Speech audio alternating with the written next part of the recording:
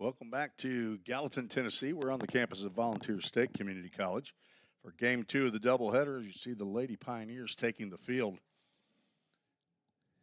Let's get to the Toyota Gallatin starting lineups. First for the visitors, Lakeland Lakers from Mattoon, Illinois. Logan Lillard is leading off, playing second base. Kiera Johnson in right field, batting second. Paige Colley batting third, and is the DP. Naomi Latendre cleaning up the lineup. She is batting fourth, playing first base. Cassie Feld at third base, batting fifth. Erin Altoff getting her first appearance today. She's behind the plate, batting sixth. Kaylee Brake, who was a starting pitcher in game one, playing left field, batting seventh. Liz Enlow in center field, batting eighth. And Macy Priest at shortstop, batting ninth. In the circle for the Lakers, Emma Thomas, a freshman from Overland Park, Kansas. She will face the Lady Pioneers lineup that looks like this. Michaela Fuqua leading off. Erica Abbott batting second. Amaya Collier hitting third. 4, 5, and 6 are Lydia Kirby, Carly Costley, and Shelby Green. And the bottom three, Caitlin Diller, Willow Carden, and Anna Harrison. In the circle, Charis Nichols will get the start here in game two. We're joined in game one by the president of VolState, Dr. Wendy Tostenson. She's still here, but she's outside amongst the people now. As the first pitch delivered a little high at 3:32 Central Time as we are underway here in Gallatin, Tennessee. Logan Lillard was chatting with her as I was getting the lineup card. She takes a called strike. Says she's from Villa Grove, Illinois, but she told me she's actually from Canada. So I guess she moved there to Villa Grove at some point. Also says she's a freshman, but I got the impression that she had been there, so maybe she's a redshirt freshman.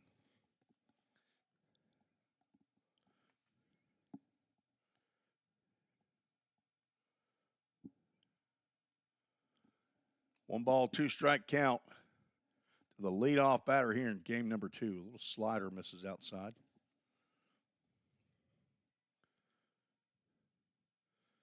Let's get the feels like temperature along with the actual temperature. 46 and 43, but very sunny. So it actually felt somewhat pleasant as Nichols gets the swinging strikeout for out number one.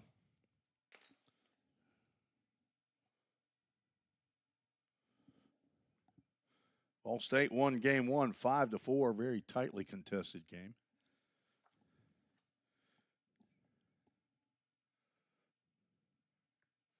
Moved to 17 and 4 on the season, playing in game number 22. At left-handed hitting right fielder Kiera Johnson steps in, looks at ball one. Johnson 1 for 2, actually. Sacrifice bunt, a walk, and then delivered a 2-run home run that put Lakeland up 2-1 at that point in time. So that pitch just sneaks over the front corner of the plate.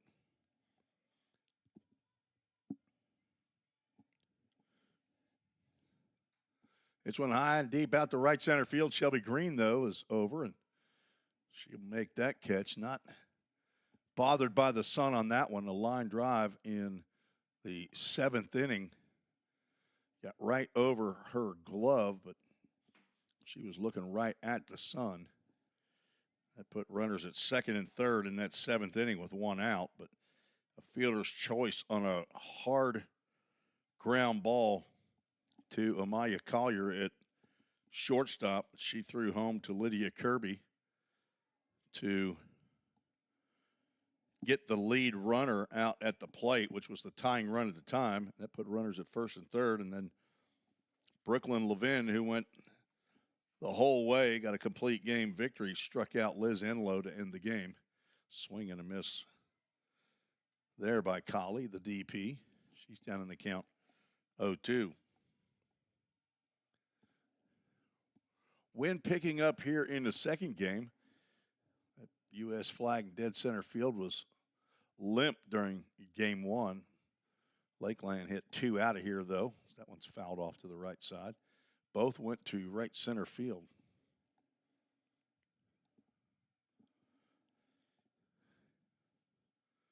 Looks like everything working technically on our YouTube channel this time, as I asked it to play the softball game against Lakeland College, and it listened. It's going to hit Collier on the 0-2 count.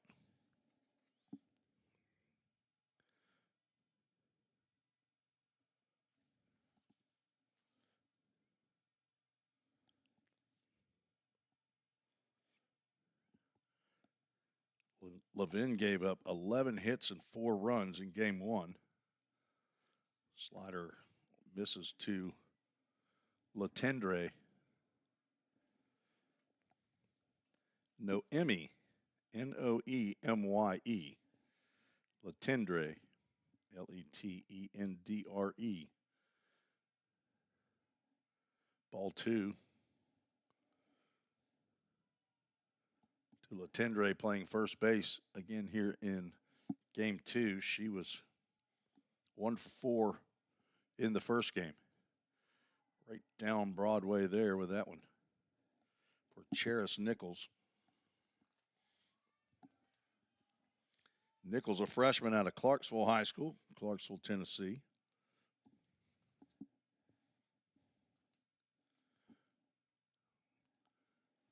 That's wide of the zone, ball 3.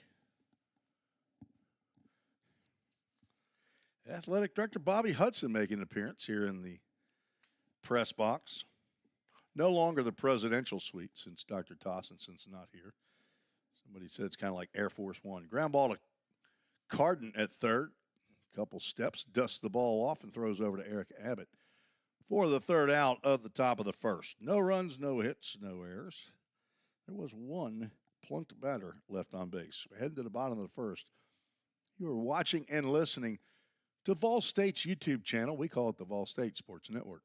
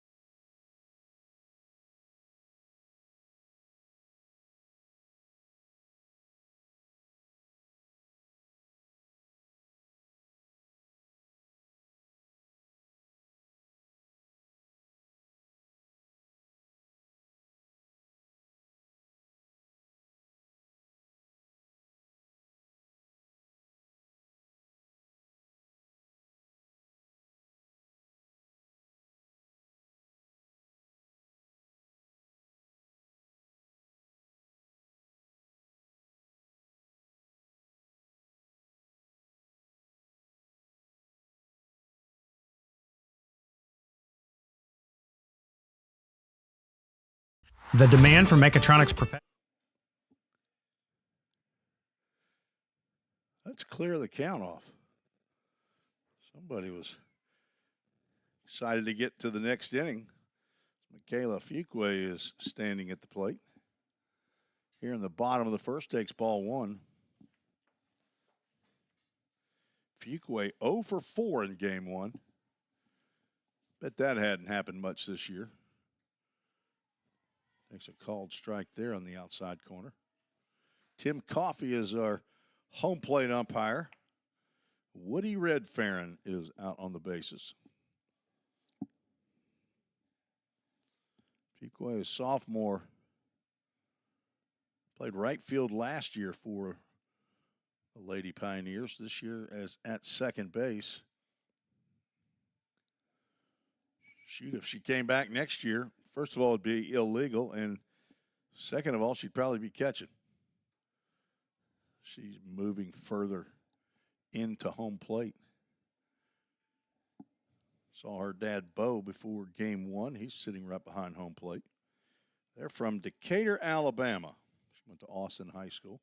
Same high school as Isaiah Fuller on the men's basketball team. There is a walk. And that is bad news for Lakeland when that happens. She is leading the conference. And I believe she's tied for first in the country in stolen bases with 23. Can't read my own writing. But a walk to Michaela Fuqua brings up Erica Abbott. Last year she was the leader, and there she goes there, head first slide. A nice play by the shortstop, Macy Priest.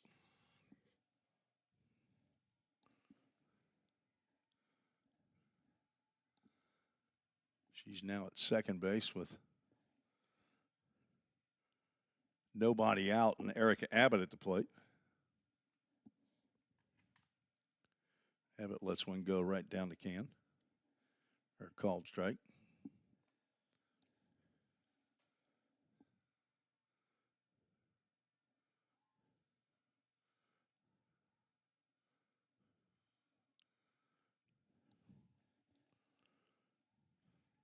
That one gets out of the glove of Aaron Altoff, and Fuqua will move down to third base.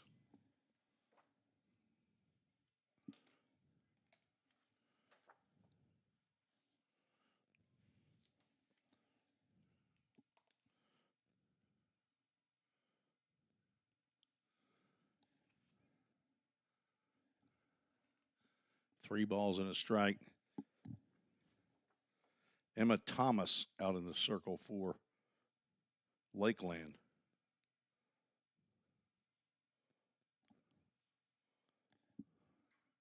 Ground ball to the right side. Fuqua is going to score. Latendre will just step on first base. There's an RBI ground out, and that's the Framework Athletics first run of the game, scored by Michaela Fuqua. VolState did not score first in game one, but do get the first tally here in the bottom of the first inning. That brings to the plate Amaya Collier. Takes a healthy cut, comes up empty.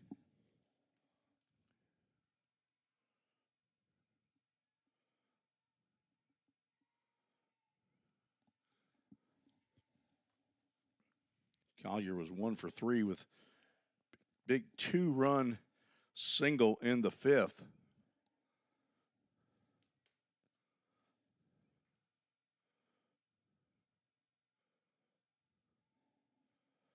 VolState scored 2 in the bottom of the fifth and 2 in the bottom of the sixth. One of those, the last one, was an unearned run.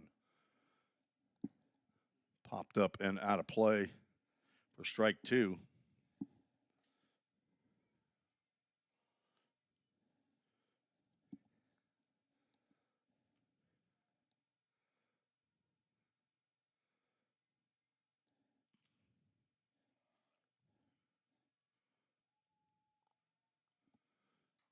High fly ball to deep left field, but that will be out of play and foul. Count remains 1 ball and 2 strikes.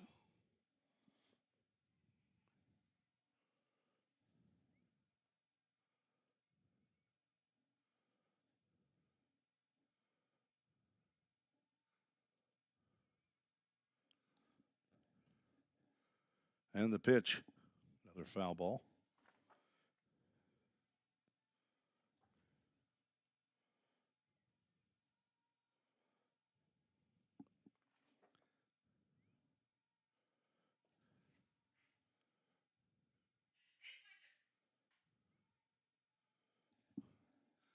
1-2 pitch, one out, one in.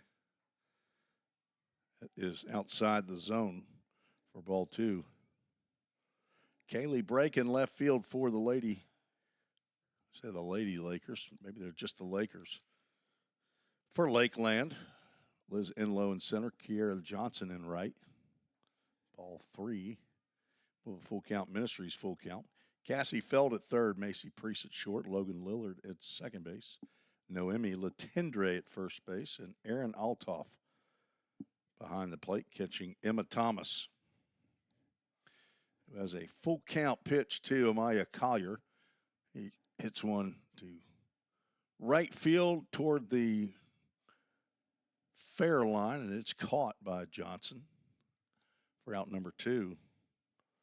Collier hit one down that right field line in that at-bat right before she singled, and Johnson had the ball hit off of her glove in foul territory, so Collier got another opportunity and took advantage.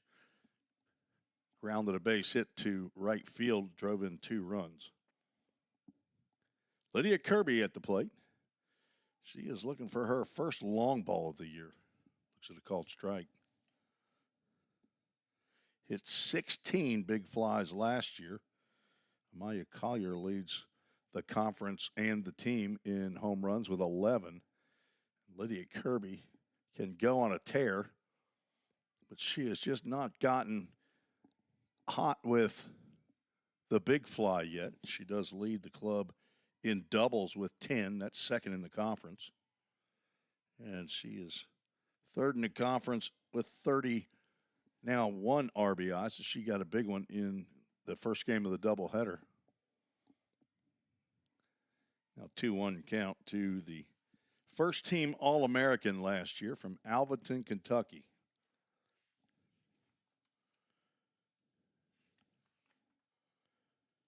Greenwood High School, as time's called. Sonography major, daughter of Greg and Jennifer Kirby. Hello to Granddaddy and Nanny in Bowling Green. And Nana also in Bowling Green. 2-1 pitch. Down low. 3-1 count. Kirby went 2 for 3 in game 1.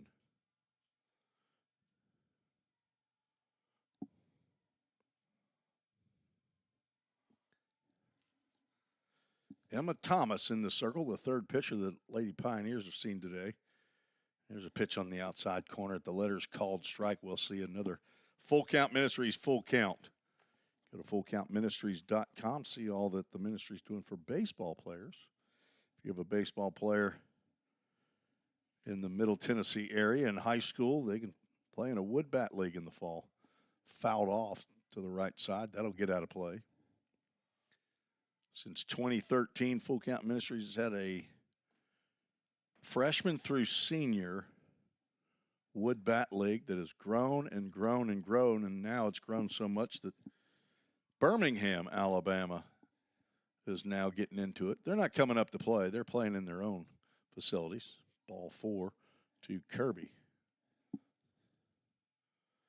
Birmingham started last year, let's say 2 years ago now, with 4 teams and doubled that in 1 year.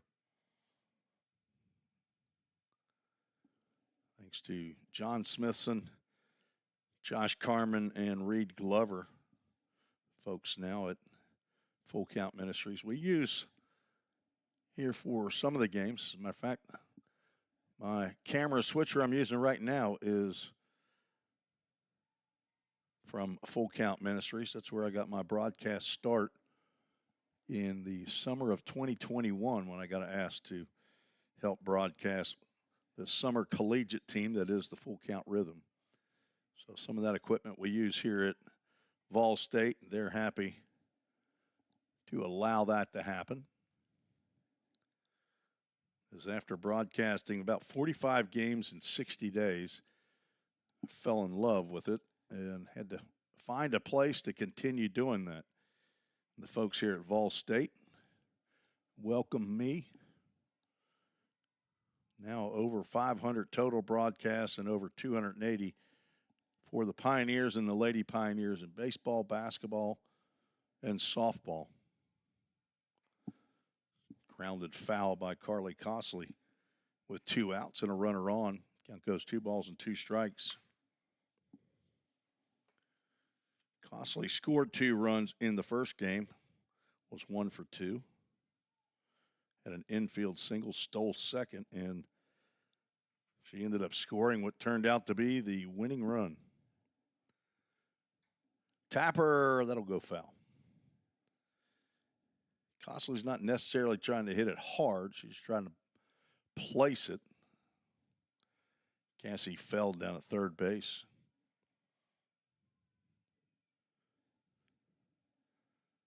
Creeping in as the pitch comes to Costley. 2 balls, 2 strikes, 2 outs, 1 on. Bottom of the first. Ground ball to Feld at third. Strong throw to Latendre at first base. Will retire Costley. Pioneers score 1 run, no hits. Couple walks, stolen base, and a wild pitch and a ground out. Scored that run. No errors, 1 runner left on base. After 1, Lady Pioneers lead 1-0 over Lakeland Lakers.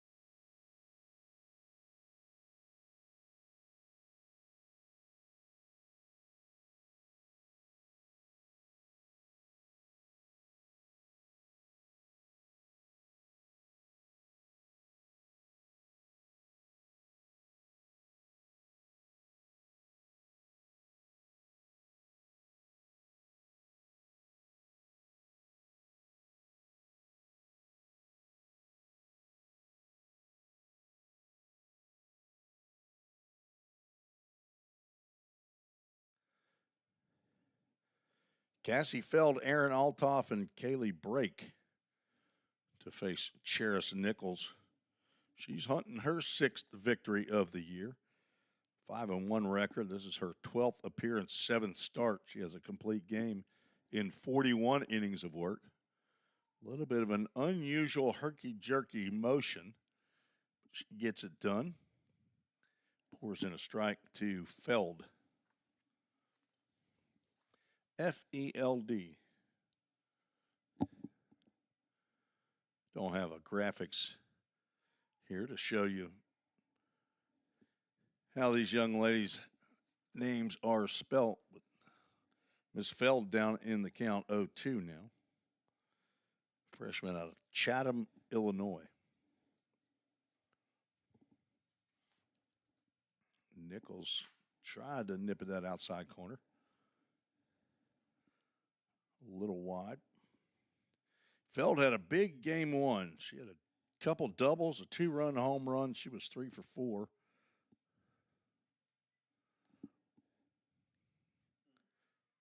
Just missed. Greg Law, assistant men's basketball coach here at VolState, up in the warm confines of the press box. He thought that might have winked at the outside corner, but it didn't, said Tim Coffey. But changeup got Feld swinging. We're out number 1 here in the top of the second. Second strikeout of the game for Nichols. 16 strikeouts and 41 innings of work, so she's not going to fool anybody at the plate there. Giving up 47 hits, 31 runs. She's got 5 wins. The pitch gets in there to Aaron Altoff for her first at-bat of the day. Altoff, a freshman from Sigel, Illinois. don't have too many players here not from Illinois. Hard shot. That's going to get off the glove of Willa Carden and roll into left field. That ball was drilled. And a one-out base runner. Let's see how that might. They don't have a scoreboard here that puts hits or errors up on it, or a Toyota Gallatin scoreboard, but it might be an E5. Right there by her left foot. That's probably how. But having not been at a lot of women's softball games, I don't know if. She's 60 feet away. You say a hit. Greg says a hit. No, you say error. I mean, it's right there by her left foot. It was hit pretty hard, though. But in baseball, if a ball's hit hard and it's hit right at you, pretty much, say 95% of the time, they're giving you an error. Kaylee Brake gets her first at-bat. She was the starting pitcher in Game 1.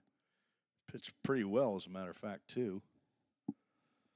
She is playing left field here in Game 2 from Dahlgren, Illinois. I think that's how you say that. Dahlgren. That is flying out to center field. Anna Harrison will use that big mitt on her right hand to make the catch for out number 2.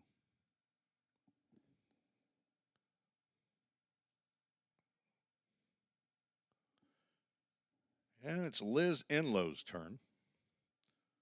Liz was 2 for 4. She was all or nothing in Game 1. Couple singles, couple strikeouts. Looks like a called strike on the outside corner. Enlow from Mattoon, Illinois. That's right there where Lakeland is located.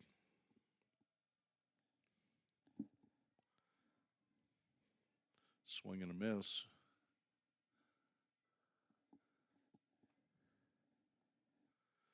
A few more folks showing up. Some sitting out on blankets, some sitting in chairs beyond the outfield fence. And that's right where Enlow deposits one in the right center field. Green picks it up quickly, and they won't test Maya Collier's arm this time. Runners are going to be at second and third. Althoff dropped the anchor there at third base.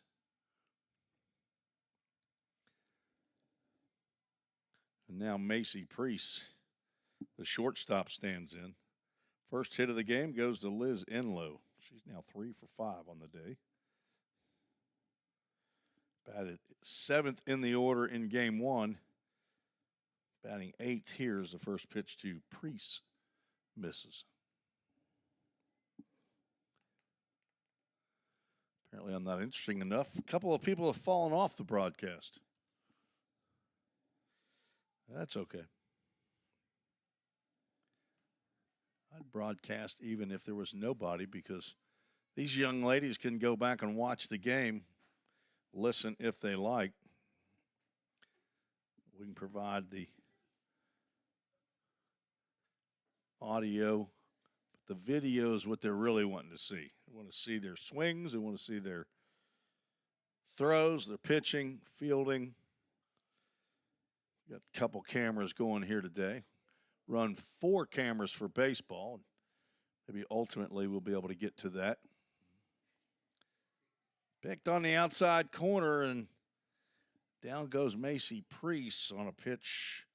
Might have been a ball and a half outside. Might have winked at the outside corner. Regardless, that is called strike 3, third strikeout for Nichols, and she wiggles off the hook. No runs, 1 hit, 1 error, 2 runners left on base. Headed to the bottom of the second. VolState leads 1-0. You're listening to the VolState Sports Network.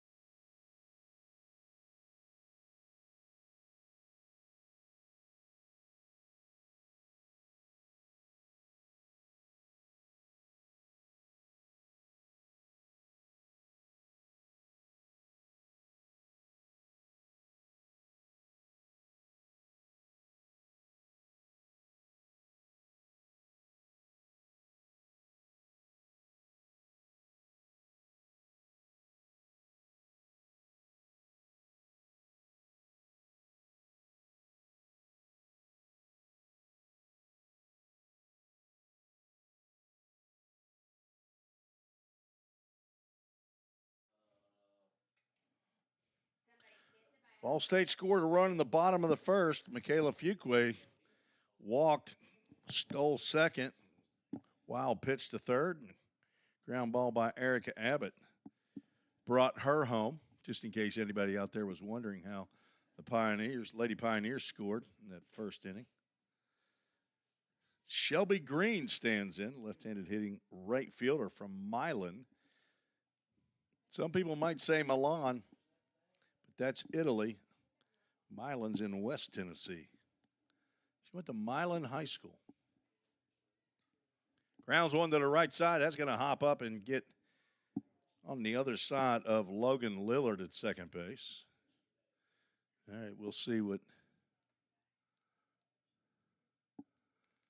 Greg Law, the basketball coach, thinks. Hit or error, or were you watching? Yeah, he's true. He's a truth teller. Kyle, what do you got?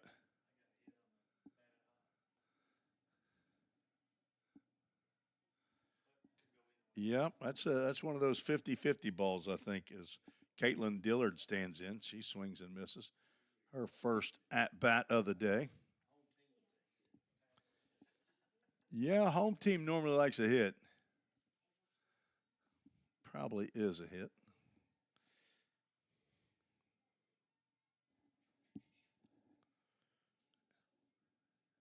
Dillard 0-1 count. Looks at a pitch outside.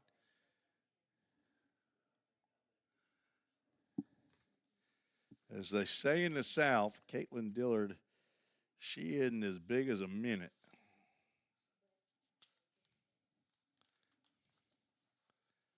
She's an itty-bitty girl. Running up on the pitcher. And she's doing a Juan Soto on steroids. Juan Soto takes that half step toward the pitcher, but he's going to take a pitch. But Caitlin, she's running a full step at the pitcher, and she's going to swing while she's doing it. Just like that. Gets it right under the glove of Cassie Feld for a base hit. First two have reached here in the bottom of the second.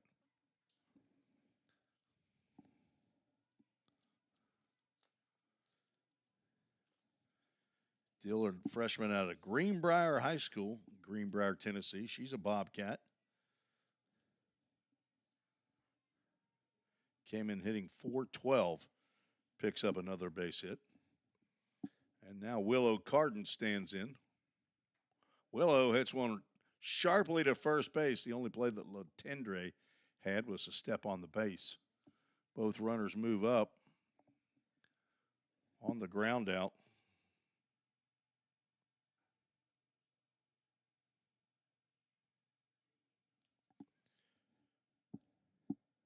Now Anna Harrison steps to the plate.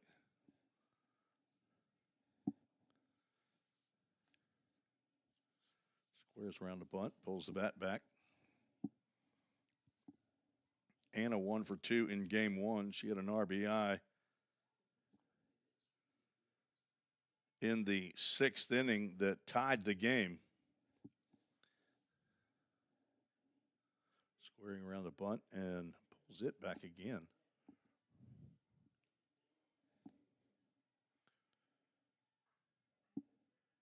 Harrison's was an infield single. She also laid down a sacrifice bunt. And she's going to lay one down there. Nobody's going to move, and Harrison's going to reach on the bunt single. So the bases are now juiced. 3 hits in the inning.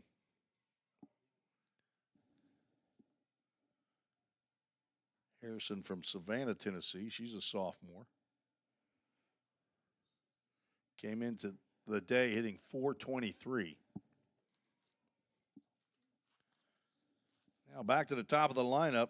Michaela Fuqua with a walk, a steal, wild pitch, and a run scored. Looks at a pitch that winks at the outside corner for a called strike.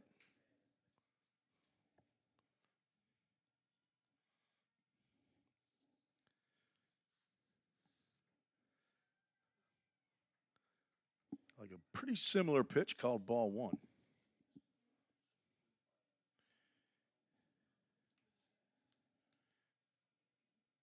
Fuqua a year ago hit .378 for the Lady Pioneers. Played in every game, started every game, slices that one just off the top of the third base dugout.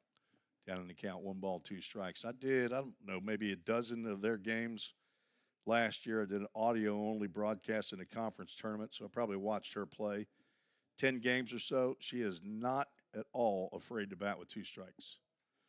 Fouls that one off again.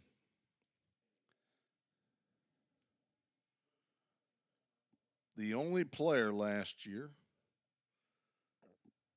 that started and played in all 63 games for the Lady Pioneers.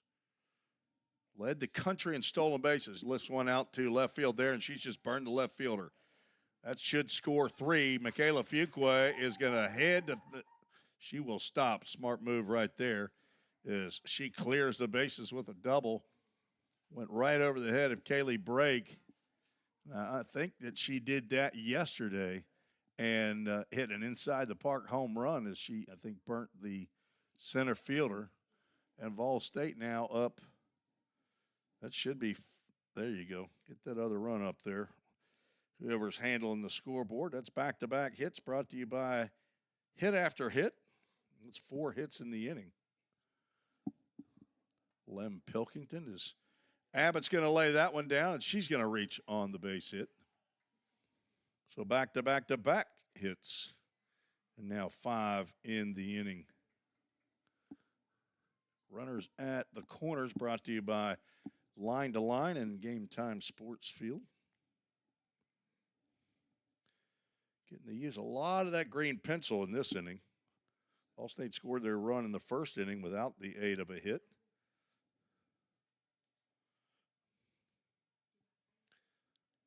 Five knocks in this inning. Brings up Amaya Collier, the last person you want to see in the VolState lineup right now. Down by 4, 1 out, and runners at second and third. She squares around a bunt. I can't believe she's going to try to lay down a bunt here.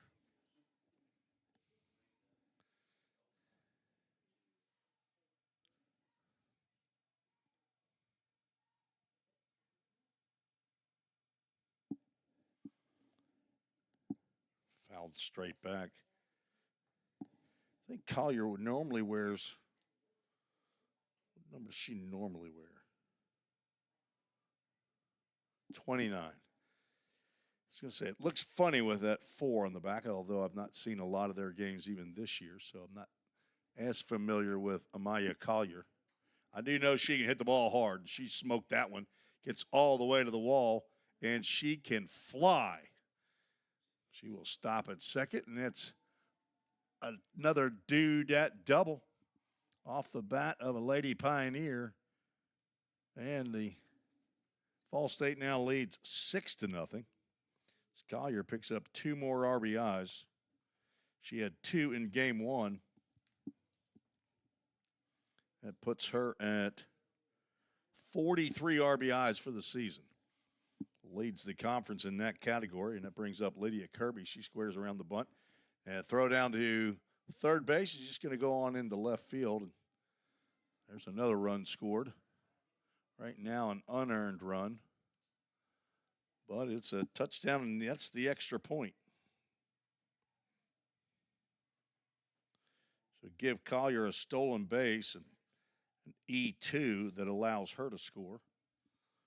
Now Kirby, she probably inside saying, hey, you just took an RBI away from me. What are you doing? Ball and a strike up on the Toyota Gallatin scoreboard. Hard ground ball, that rolls into left field. The hits keep on coming.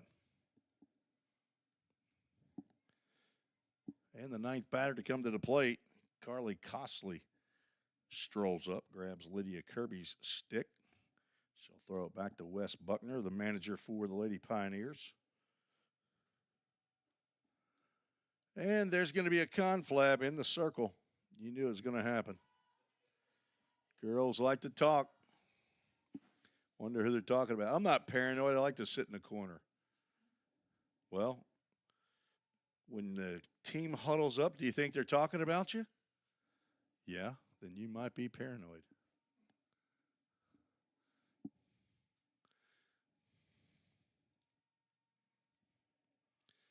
Scoreboard says that Carly Costley's going to have a 1-ball, 1-strike count when she comes to the plate. I wonder how long it'll take before they figure that out. Still up there. Still up there. Costley grounded out to third. Takes a pitch there. There, they got it figured out. Ball one. 1 in the first and a crooked number. That's a 6 in the second so far. VolState still batting. Facing Emma Thomas. Taking the brunt of this as that pitch whispers at the outside corner for a called strike.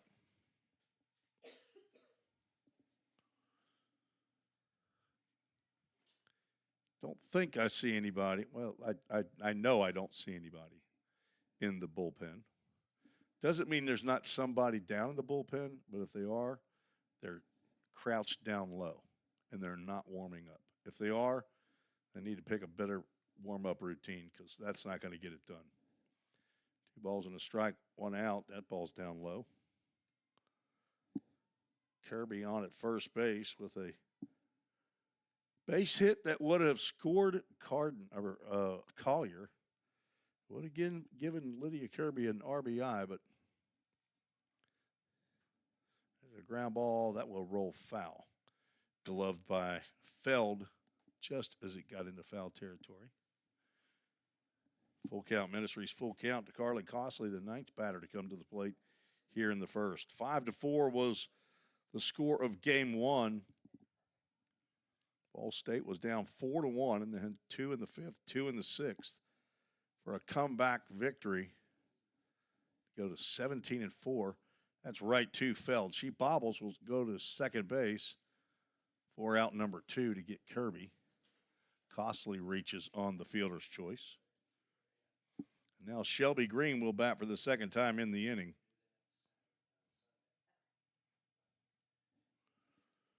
And now I got to reach in and get my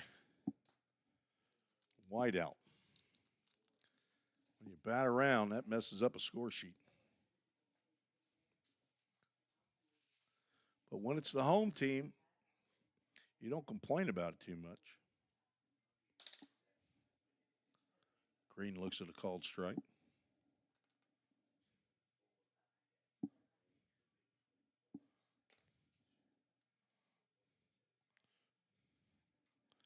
Fouled off to the left side. Green singled and scored way back in the beginning of this inning.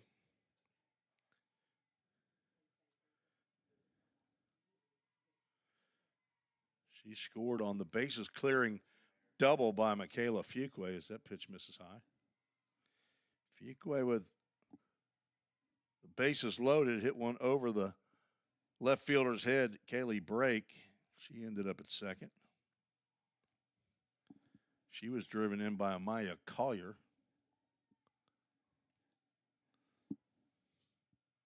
Along with Erica Abbott. Collier doubled on an absolute smoke shot to ground ball. They got all the way to the wall. 2-2 pitch is high and away.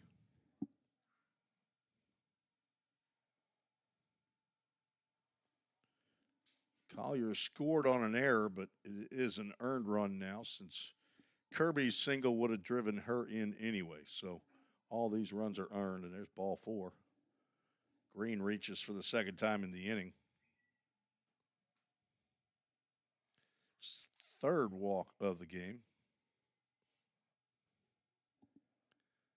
And it looks like we might be having a pitching change as John Hendricks, the head coach for the Lakeland Lakers, coming out to have a chat with the home plate umpire, Tim Coffey. We'll take a break, tell you about the new pitcher when we return right here on the VolState Sports Network.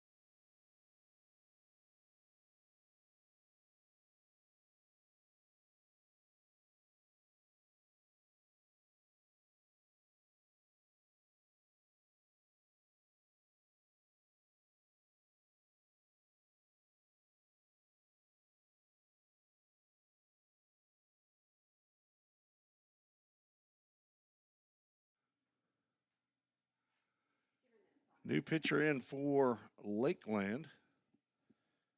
Number 18, Kara Moore, sophomore from Ashmore, Illinois. She will face Caitlin Dillard. Tapper down the third base line, and there's no chance for Feld, and that's going to be a swinging bunt.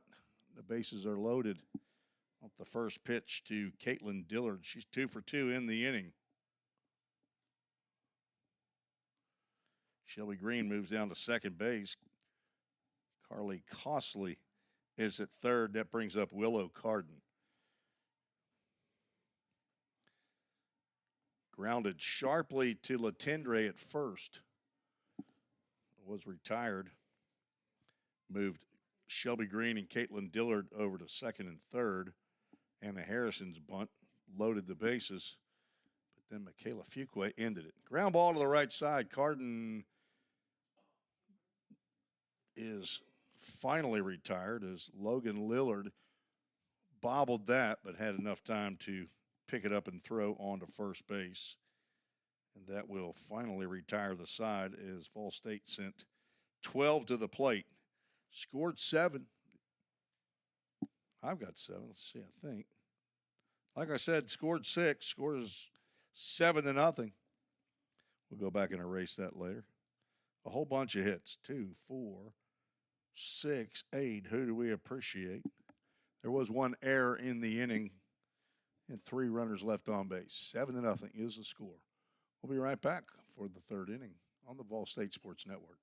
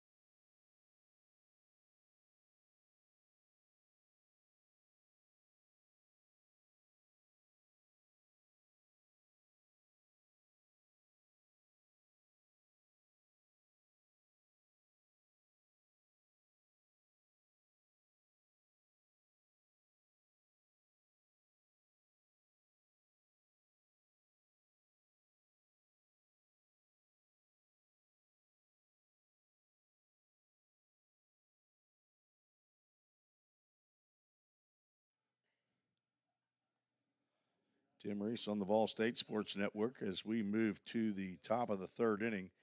Charis Nichols now been spot to a 7-run lead. Will face the top of the Lakers order, Logan Lillard. She's a Lakeland Laker, Logan Lillard. I love that line drive into right field. That's going to get down. Shelby Green cuts it off before it gets into the gap, and Lillard with a leadoff single. I love literation. Hit 3 times. Second hit of the game for the Lakers. Kiera Johnson stands in, flew out to right field in her first plate appearance of game 2. Logan Lillard now has 2 hits in 5 official plate appearances across the 2 games.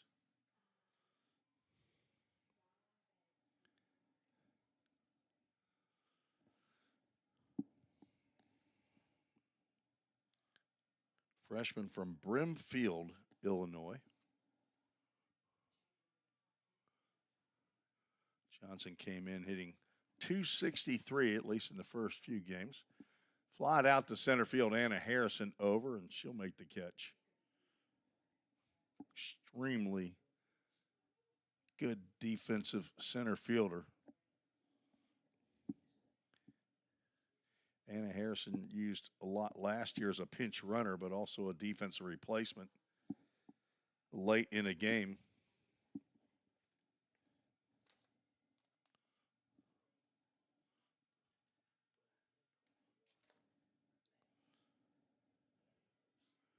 First pitch to Paige Colley misses.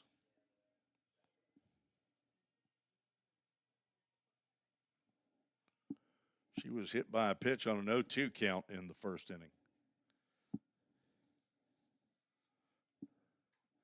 Smokes one fair down the third base line. That will get down to the corner. Caitlin Diller digging it out. Throws to Collier, and Collier's like the eraser out there. You don't want to run on her. So runners now at second and third, especially down by 7. But a double by Paige Colley. It's her third hit of the day, second double. And now runners at second and third with 1 out, and Noemi Latendre at the plate. She grounded out to Carden at third base to end the first.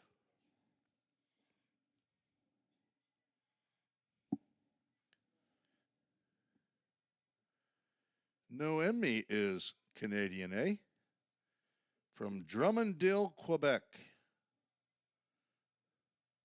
Maybe she was who I was talking to, and it wasn't Logan Lillard.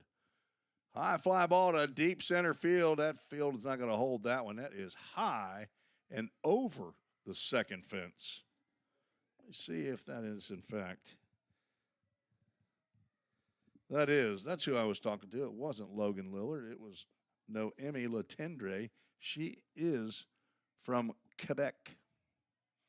And she has just killed one out of here.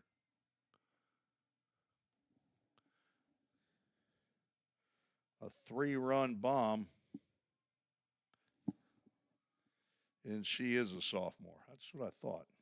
Third home run of the day for Lakeland.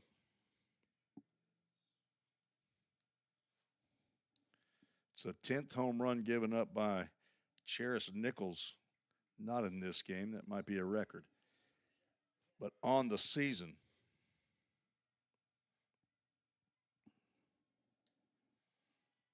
Cassie Feld looks at ball one. The Pioneers scored 6 in the bottom of the second. The Lakers have gotten 3 of those back. A single fly out, double, and a home run. Swing and a miss by Feld on a changeup.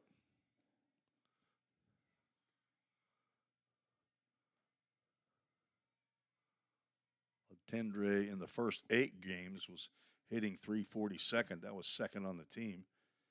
Another changeup, swung on a missed. 3 hits in the inning, 4 for the game for Lakeland out of Mattoon, Illinois, here for the doubleheaders. They will then next travel to Jackson, Tennessee tomorrow. Fouled off out of play. Count remains 1-2. Again, we'd like to thank Toyota of Gallatin for their support of VolState Athletics. Brand new scoreboards a couple of years ago.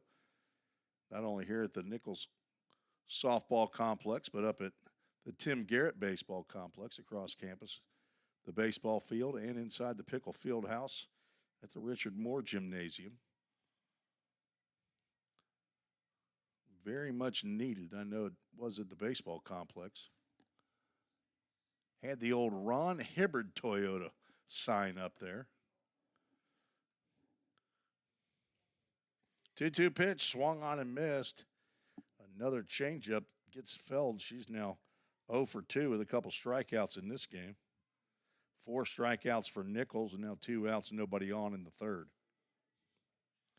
Aaron Altoff hit a hard shot down to third baseman Willow Carden at third, and skipped right on by her glove. Hit right off of the end of it. Reached on an error, and she was stranded at third in the second inning.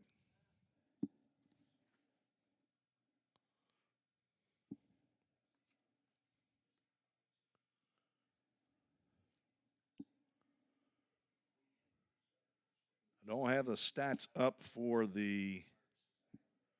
maybe it's not for either one of those games yet. I'm not sure. It's showing a 4-5 record, but I'm not sure what is actually scored for Lakeland. Counting now 3 balls and no strikes as we're getting that sunshine coming in. It won't be long probably before we have a shadow here as we're filming through a window. Have to get my arm out of the way. That's ball 4. So Althoff may still be looking for her first hit of the year. Unless she was given a hit on that first shot, which I would not argue. She hit it pretty well, but Carden would tell you that she should have had that. I think that Coach Lynn might say that she should have. Kaylee Brake, she flew out to Anna Harrison in center field first time she came to the plate. 2 outs. 3 are in here in the top of the third. That's a called strike.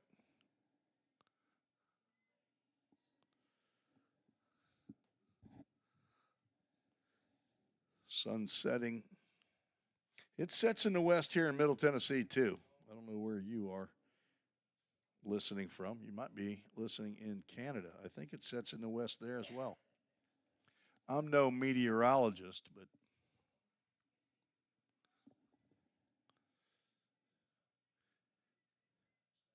spent about an hour and a half probably in Canada one day. It was a long time ago. Windsor, right across the bridge from Detroit. Popped up in the infield. Amaya Collier raises the hand. That's the international sign for I got it. She makes the catch for out number 3. But the Lakers get half of those runs back. 3 runs on 3 hits. Big fly by Noemi Latendre, a 3-run home run. No errors. 1 runner left on base. We are headed to the bottom of the third. 7-3 is the score.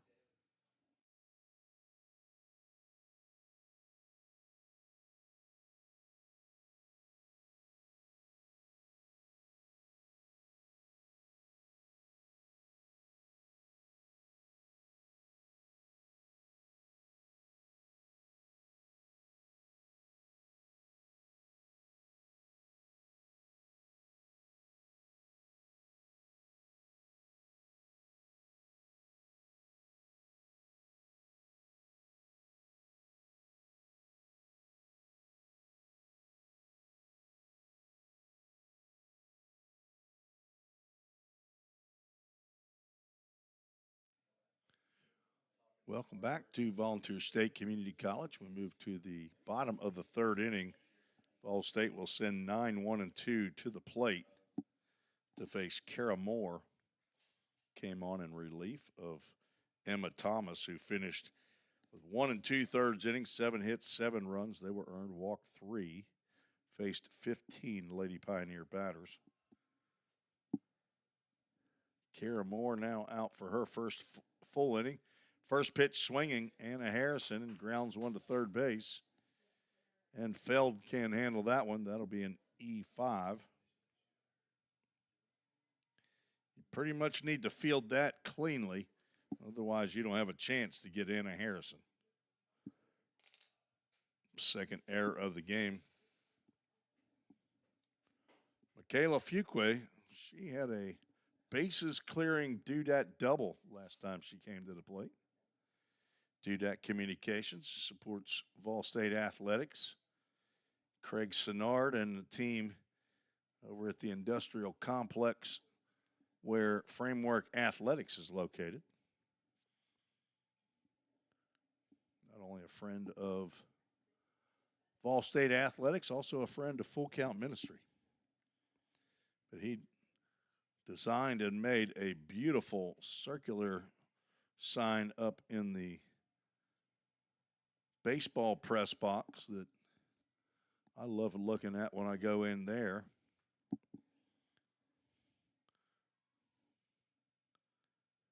The baseball logo. I need to get that Vol State softball logo done as well. 3-1 count to Fuqua. And there's ball 4. The only upside for Lakeland there is that there's a runner in front of Fuquay, but downside to that is Anna Harrison runs well as well, but probably not going to be looking to steal third with Erica Abbott at the plate. Abbott walks up on that one. It's called strike. Harrison reached on the air. Michaela Fuquay walked. First runners at first and second with nobody out. Lays down a bunt, but it's foul. Count goes no balls and 2 strikes. Michaela Fuquay was second team all-conference a year ago, which kind of seems unbelievable, except for you should see the outfielders on the first team. High fly ball to deep center field. Back is Liz Enslow, and she's able to make the catch right before the warning track as Abbott tried to do what Fuquay did in the previous inning, is burn an outfielder. Abbott more of a slap hitter, but she can bow up every once in a while. I've seen her ride one out of here last year. That's now 1 out. Harrison was not tagging. Ground ball to short. This could be 2. Over to second for 1, but Collier runs well. She beats out the relay. Now runners at the corners with 2 outs. Collier swung at the first pitch she saw and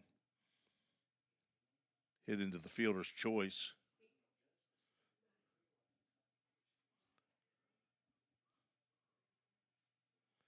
Two outs now in the inning. And Lydia Kirby, who can be counted on to drive in runs.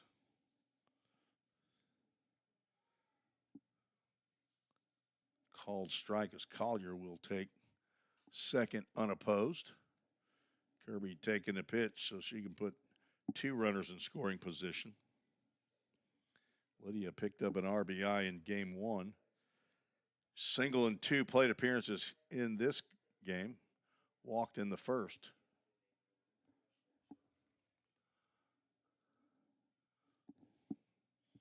You can start to see that shadow on the window. There's a line drive into center field. That'll get down. Enlow gloves, and her throw to the plate is not going to be in time to get Collier, and there she is. Lydia RBI Kirby drives in 2. VolState leads 9-3. Kirby now with 33 RBIs on the season. Came in 3rd in the conference. And Carly Costley walks up on ball 1.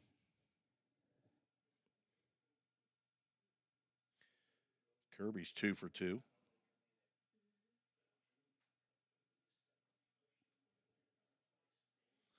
Unearned runs. There's a ground ball to second. Safe at second base. Logan Lillard fumbled that one. Could not get it in her glove and step on second base quickly enough. So a fielder's choice for Costley. But an error on the second baseman allows Kirby to reach second. Second error of the inning, 3rd of the game for Lakeland. Brings up Shelby Green.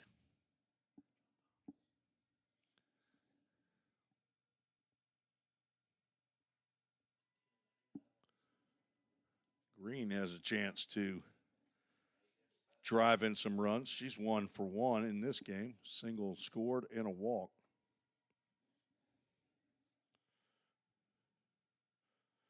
Kirby's single was the first one she had, or that was in the inning, as Green will ground into a fielder's choice to end the 3rd. VolState scores 2 more. They were unearned runs on just 1 hit, 2 errors in the inning, 2 runners left on base. We are through 3, scheduled 4-7, 9-3, VolState leads.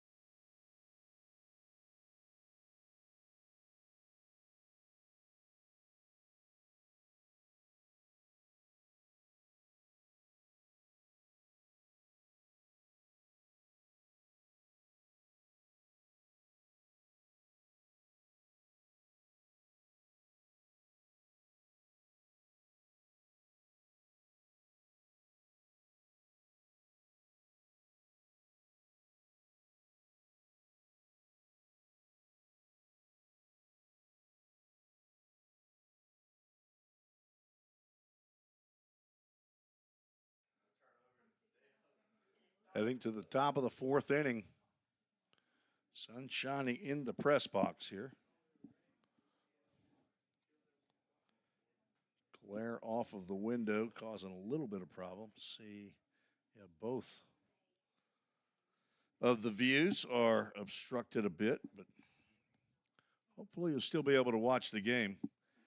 8, 9, and 1 due up to face Cheris Nichols on for her fourth inning of work. Changeup misses inside. 4 hits by Lakeland, but 3 of those were within 4 batters in the 3-run third. Swing and a miss by Enlow on another changeup. She doubled to right center field, but was stranded at second in the second inning.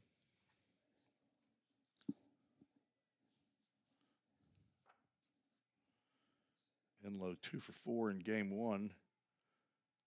Picked up her 3rd hit of the day.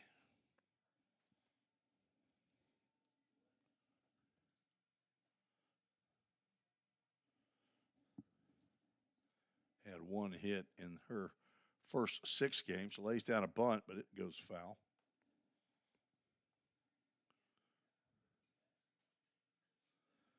Two balls, 2 strikes. Tomorrow night, the women's and men's basketball teams here at VolState will host Jackson State in the final regular season games of the year.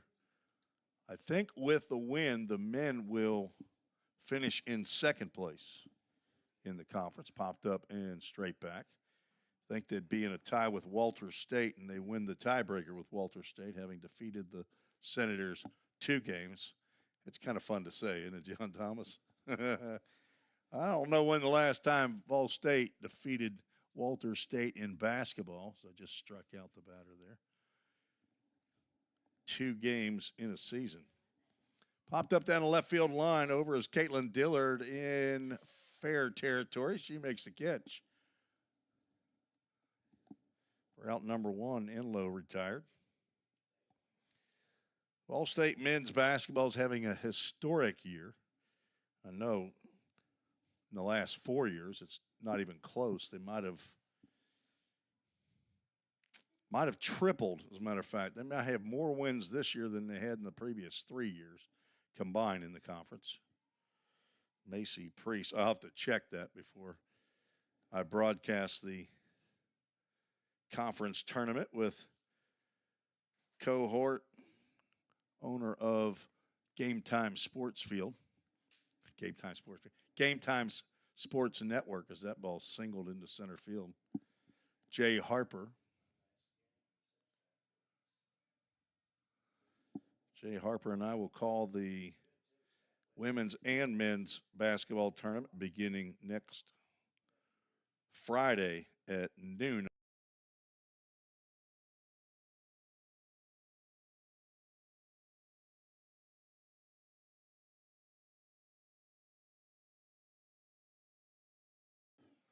She's 1 for 2 with a run scored.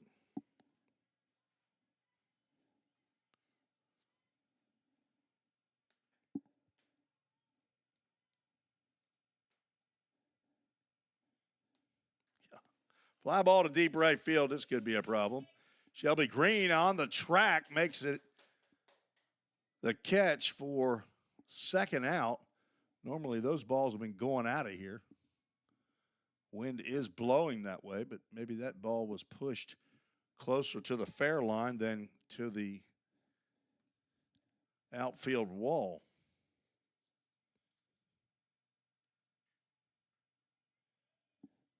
And that's 2 outs and a runner at first base.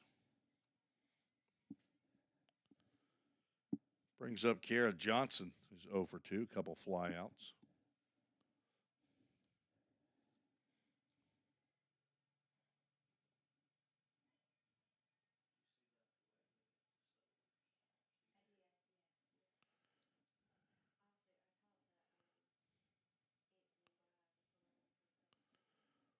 Count is 2-0 on Johnson.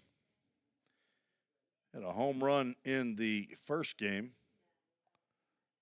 1 for 2, 2 RBIs, drew a walk, laid down a sacrifice bunt. She just about did it all. Time called. The ball gets onto the field from the bullpen. So now I do see some activity down in the Lakeland bullpen.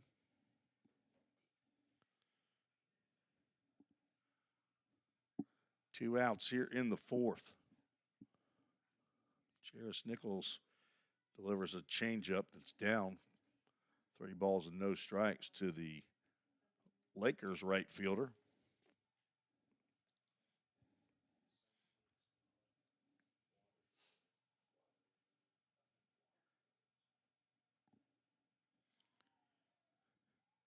Practiced her hip turn there halfway. Took strike 1. Softball's got a little different logo there up between the VolState and the softball on the Toyota of Gallatin scoreboard. That's high and deep, and that's way out of here. Get out of the way, dude. Up on the right center field berm. That's a 2-run shot.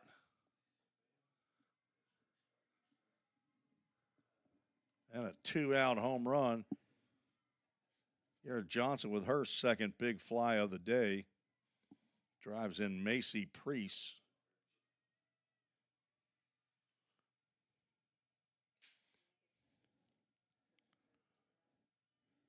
And the ladies are gathering again. So 3 in the third, 2 so far here in the fourth for Lakeland. So they try to stay in this game. VolState had a 9-3 lead. Now it's 9-5. Paige Colley stands in. Been hit by a pitch and doubled and scored in the third.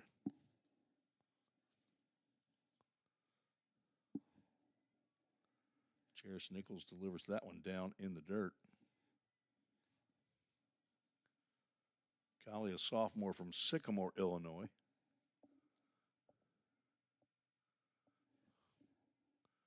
First 8 games was hitting .261.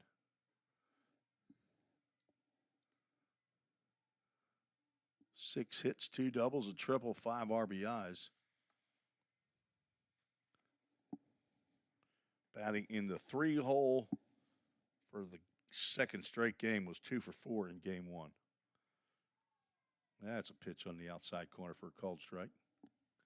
2-1 now with 2 out, nobody on. Getting started with a fly out to left field. Then a single by Macy Priest, another fly out, and a 2-run home run by Kiera Johnson. Count now 2 balls and 2 strikes.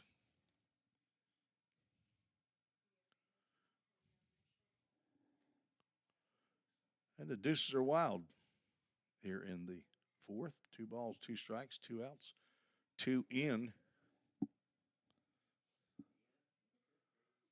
for the Lakers. Ground ball to short. Collier has a tough hop right there, and she's going to take that off the heel of her glove. That'll be an E6. Kind of weighted back on that one a little bit. First error, second error of the game. On my score sheet, that is unofficial. And Noemi Latendre, the French-speaking, bilingual first baseman, grew up speaking French. Told me her dad was a professional hockey player for a while. I'm a pretty good size hockey fan. Not only am I an avid fan, I am larger than I should. There's a line drive in the right center field. That'll get down all the way to the wall. Green gets it back in the infield. They'll hold the runner at third again and runners at second and third as the Lakers are threatening. Latendre with a home run now and a double. She ripped that one into right center field. And Alyssa Costley will come out with some words of wisdom as the pitching coach, assistant coach for Christian Lynn in his second year as the head honcho, was the interim head coach last year after taking over for his dad, Johnny Lynn, who's in right smack dab in the middle of his second year as the head men's basketball coach. And to my left, his oldest son, John Thomas Lynn, looking dapper in his toboggan hat, beanie there with his shades on. I mean, got the Adidas puffer vest going. I mean, there's nothing that he's wearing that the chicks don't dig. But Johnny Lynn in his second year, he went nowhere until he brought John Thomas on the staff. Greg Law, he couldn't do anything to help. Not till John Thomas got there. Greg Law in his second year with head coach Johnny Lynn, who's was 30 years as a softball coach here, won over 1,000 games, now moved over to basketball, which is the actual sport that he played in college at Auburn.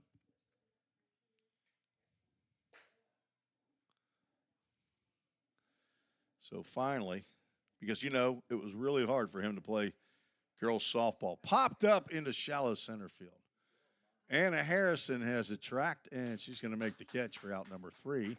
As the super fan, Dr. Wendy Tossenson approves of that fly out right there. She's up here in the presidential suite.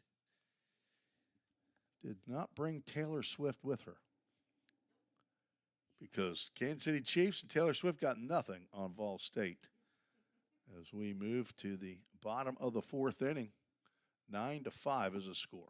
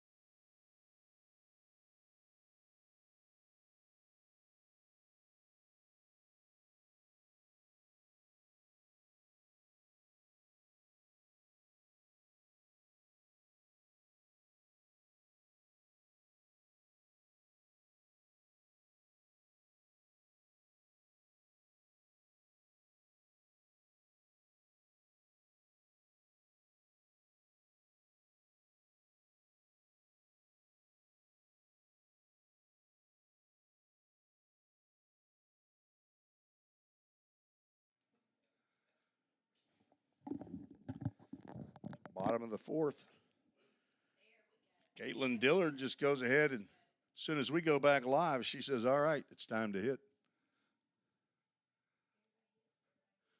Ain't nothing growing on her. She is moving and grooving. Caitlin Dillard 3 for 3 in the ball game.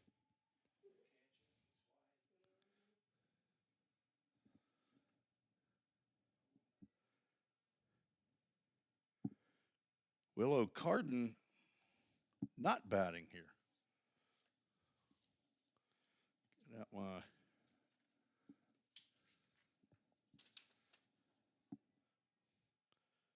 don't think Willow's wearing, and that's the first one. Oh, she is wearing number 5. I had her down as number 8. Ground ball, that's going to get through on the right side. Base hit for Carden, and over to third goes Dillard. And runners at first and third. I wonder if I wrote that down because Christian wrote that down.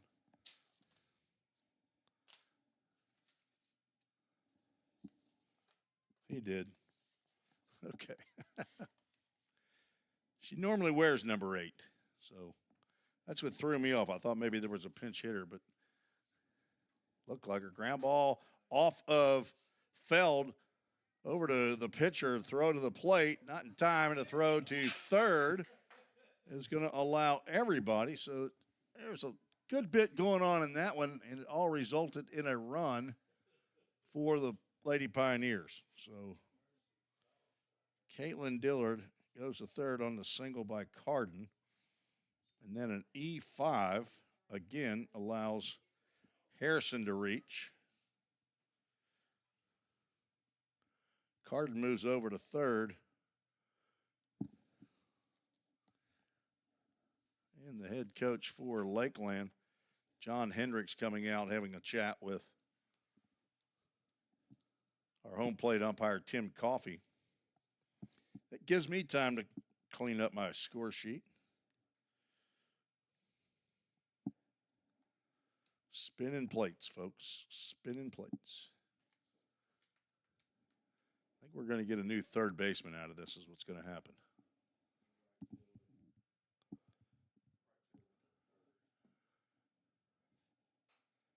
Kiera Johnson's going to move to third base.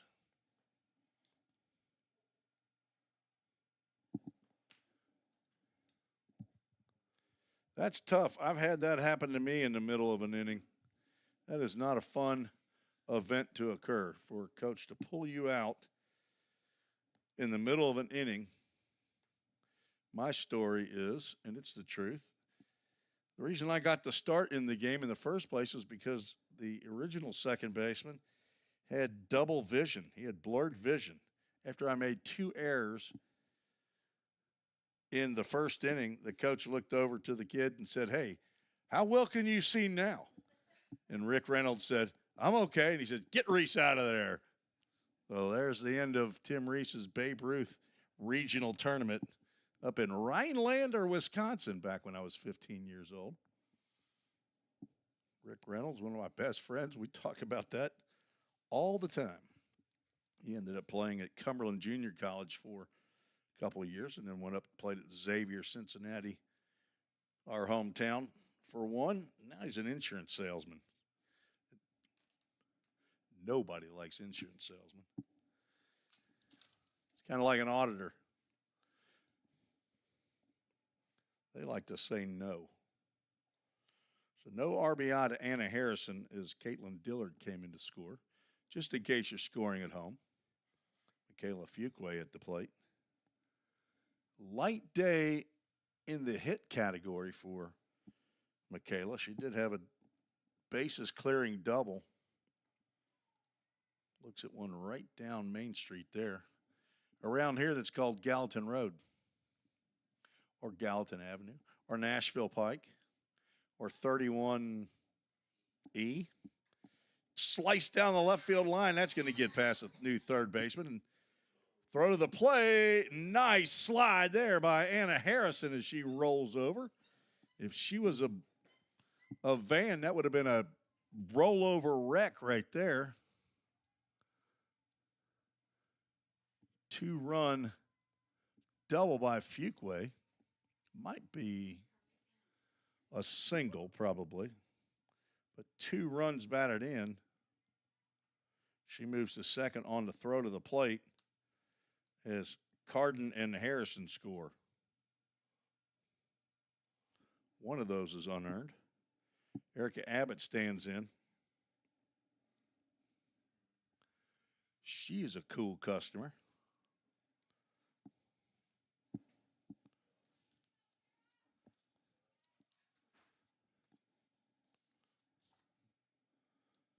Pitch in the dirt, and once Michaela Fuqua sees that, she gone. Lady Pioneers up 12-5. So a wild pitch moves Fuqua down to third. There's a called strike on the 2-0 from Kara with a K Moore. If you're a pitcher, that's what you want your first name to start with, a K. Kara Moore with a K. Ground ball to short. Just nipped her there as Macy Priest throws over to Latendre for out number 1. Fuqua could not score from third on that ground out. All right, so let's get to who our new right fielder is. Allison Pangburn is the new right fielder. As I was telling my story, I didn't finish. Ground ball to third. That's going to be off of the foot of Amaya Collier. She is not feeling good right now as Lydia Kirby will come out. Justin McKinney, we need you.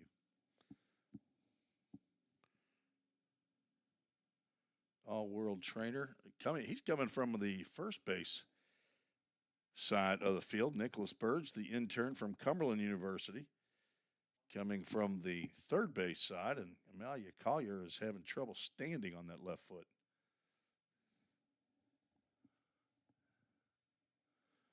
That might be the end of the afternoon for Collier.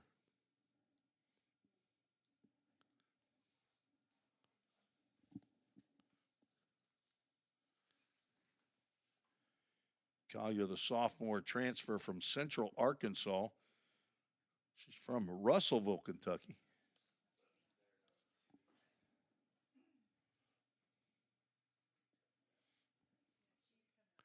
Well, maybe I spoke too soon. Apparently, I don't know the toughness of Amaya Collier.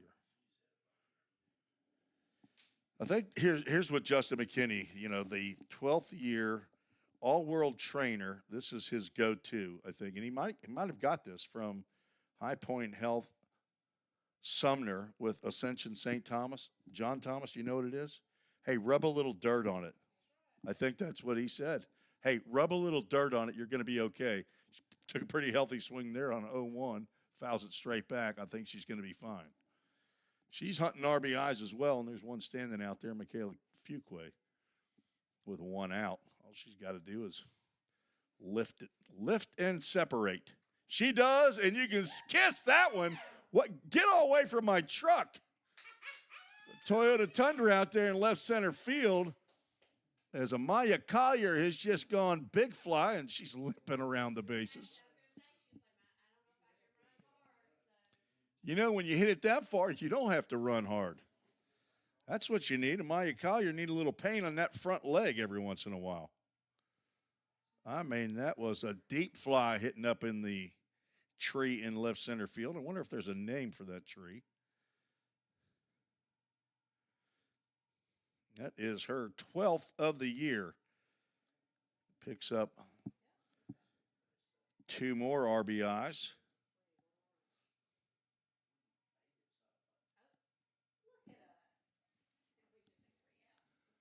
14-5 here in the bottom of the 4th. And that is more than enough for the 8-run mercy rule. But you got to play 4.5 if you're the home team. First pitch to Kirby is a called strike. Lydia, I'm just going to go ahead and call. I got a yard card right here. I'm going to say Lydia Kirby's going to go big fly. Oh, she hit it over the fence, just foul. Lydia hit 16 last year. Alvaton, Kentucky. Nobody knows where Alvaton is. That's why she says, all right, it's Bowling Green. Something happened to the scoreboard out there. Amaya did not hit the Toyota of Gallatin scoreboard.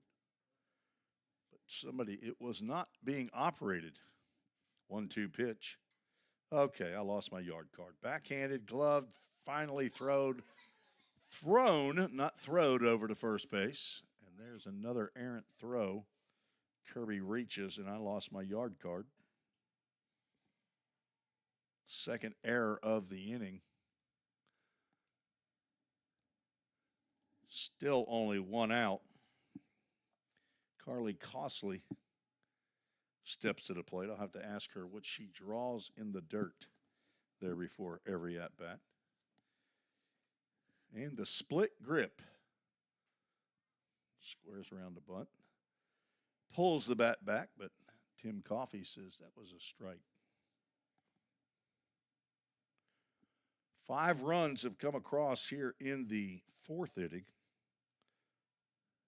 4 hits. There have been 2 errors. Lined fouled on the left field line. So the inning actually should be over now after that ground ball back to Kara Moore. as Anna Harrison also reached on an error. Count is no balls and 2 strikes. There's a ball. Aaron Altoff, the catcher, dropped it, but not enough for Lydia Kirby to move off the base. Alyssa Costley, the coach, down at first base. Christian Lynn at third.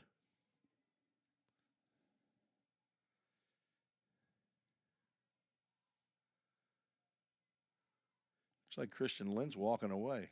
Christian, come back. The game's still going on. Oh, he's down to talk to somebody in his bullpen. The youngest son of the union of Johnny and Kimberly Lynn. Full Count Ministries, Full Count. VolState's got them all going. I'll tell you, she's at a lot of these events as well. 3-2 pitch, swung on and fouled off. Costley just got a piece of that one. And then is that her mother that comes with her? That's her mom. What do you call her, John Thomas? Meemaw. Meemaw from, is she in Gillisville? Ground ball to short, and there's going to be another error. Throw to second is going to be a second error. And runners are at first and third. The inning is falling apart for Land Lake. So an E6 allows Carly Costley to reach. Another E6 allows Lydia Kirby to move down to third.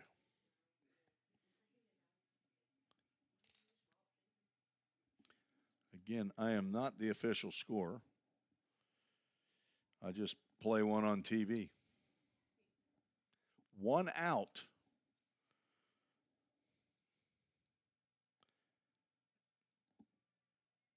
Shelby Green stands in, the 9th batter to come to the plate. Second time that Lady Pioneers have batted around, she pops one up. This will be an infield fly rule, I think, but the catch is made by the second baseman, maybe not high enough. Whoop, I'm sorry. Forgot there wasn't a runner at second, so I don't care how high that would have been. No infield fly rule. Is that you, John Thomas, all over it? Or Greg? Somebody? I thought I heard somebody say, Greg. 2 outs. Caitlin Dillard, who started this off, 20 minutes ago on the first pitch.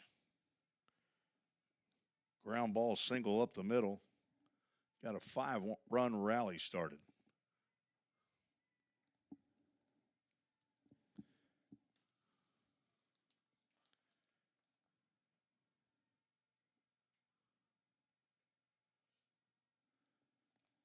Dillard, the former Bobcat, the Lady Bobcat at Greenbrier High School, fouls that one off just because she can. 3 for 3 in the ball game, scored twice. Came in hitting .412. VolState, the leading hitting team in the conference at .402 coming in. It's a tapper right back to the pitcher. Moore will throw on to Latendre, and that will finally retire the Lady Pioneers. A lot of action on the base paths for VolState. They score 5. At least one of those is unearned. We'll have to check to see how many. 1, 2, 3, 4 hits. 1, 2, 3, 4 errors. 2 runners left on base. Headed to the 5th, VolState needs 3 outs before Lakeland can score 2 runs. And if they do that, this game will be over. We'll just go ahead and keep it right here as Lady Pioneers will play on Tuesday against Wallace State Hanceville. And I am planning on broadcasting that game right here on the VolState Sports Network on Tuesday as well. So hit that subscribe button on the VolState YouTube channel, and you'll be notified when we go live, as we have a call to the bullpen. Kirsten Smith is on for the Lady Pioneers. Kirsten gets her 4th appearance of the year. Got 3 innings under her belt, 2 hits, 2 runs. They were earned, walked 5, 4.67 ERA. Kirsten is part of the broadcast team when Pioneers play basketball. She's done very little bit of broadcasting, but she has also helped with directing, I think, and maybe operating a camera, maybe doing graphics. Where's the number 9? She's a freshman from Louisville Ballard High School. Charis Nichols finishes with 4 innings of work, 7 hits, 5 runs. They were earned. Walked 1, struck out 4, I believe, is what I've tallied up. Did give up 2 long balls and hit a batter.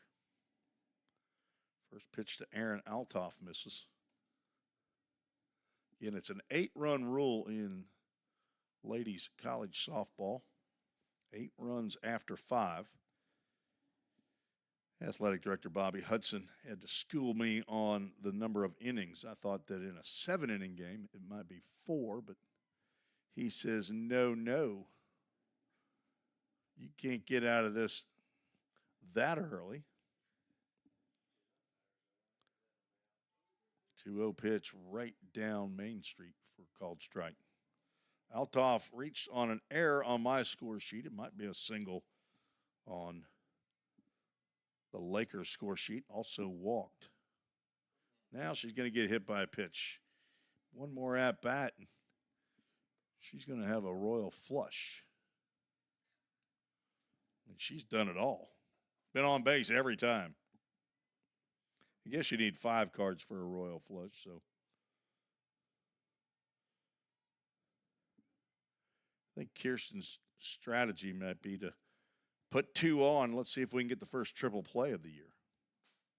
Although we don't have a sponsor for a triple play. There's a called strike to Kaylee Brake. Got one for a double play. Do Dat Communications. DoDat.me, M-E. If you need it, their motto is they can do that. Printing, design, been around a long time.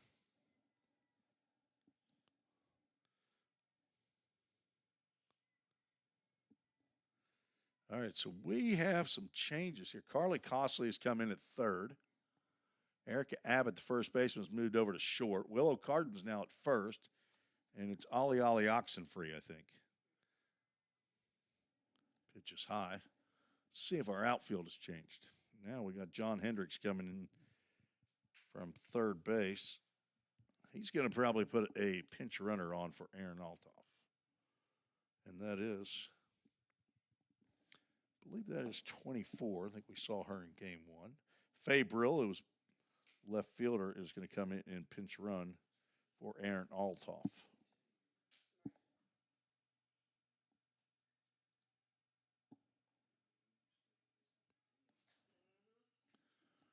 Caitlin Dillard still in center, or still in left.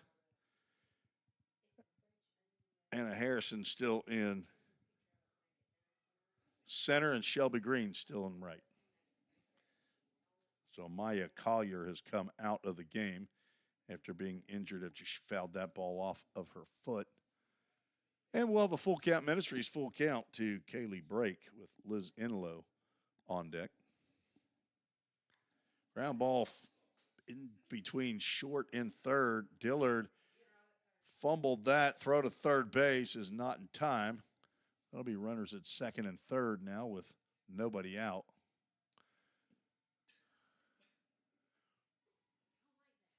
As the potential keep the game going to the bottom of the 5th, runner is now at 2nd base. So give Brake a single.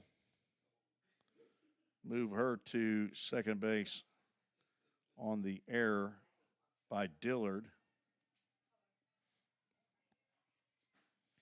That allows Brill to move to third and Enlow at the plate. Looks at a called strike.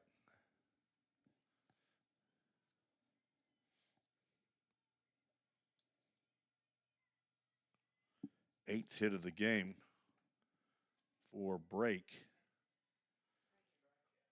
Actually, the first hit of the game for Brake, eighth hit of the game for the Lakers.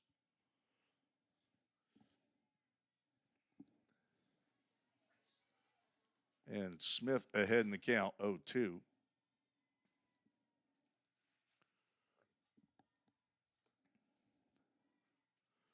I believe the game I called against John A. Logan might have been the first time that she'd gotten into the game as a pitcher. That's drilled over the head of Woody Redfern, and he didn't try to make a play at all on that ball. I don't know what's going on with the umpire out in the field. I mean, that was hit right to him. He didn't even try to make a play. And we will play in the bottom of the fifth. Let's get the right runner on. 2 runs in, 14-7. 2-run single for Liz Enlow. That's her second hit of the game.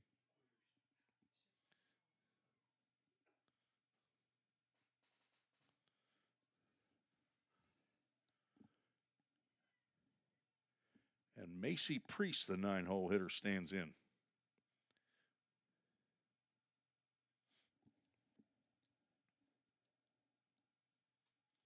She singled and scored in the fourth. So no longer an 8-run lead. Pitch from Smith is high.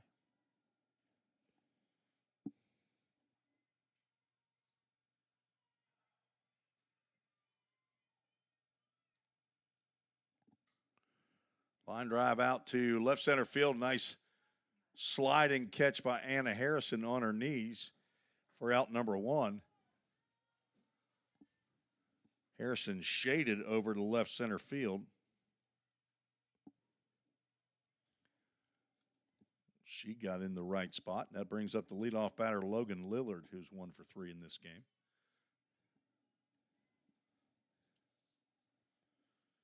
She was 1 for 3 in game 1.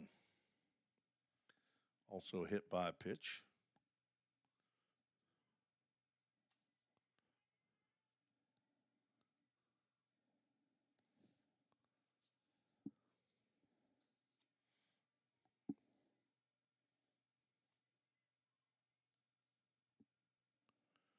Right down the middle for the 2-0 pitch.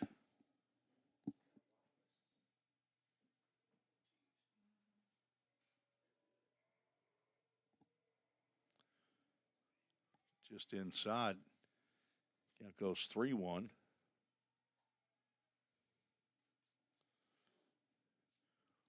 On deck, Kiera Johnson, who's got 2 home runs today. And she's going to come to the plate with 2 on as Smith walks.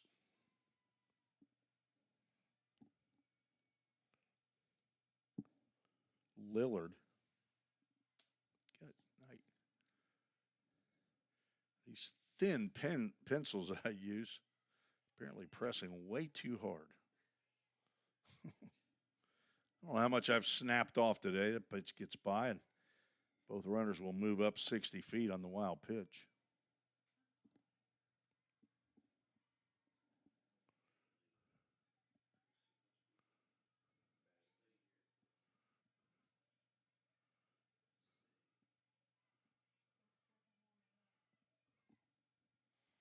Runners second and third.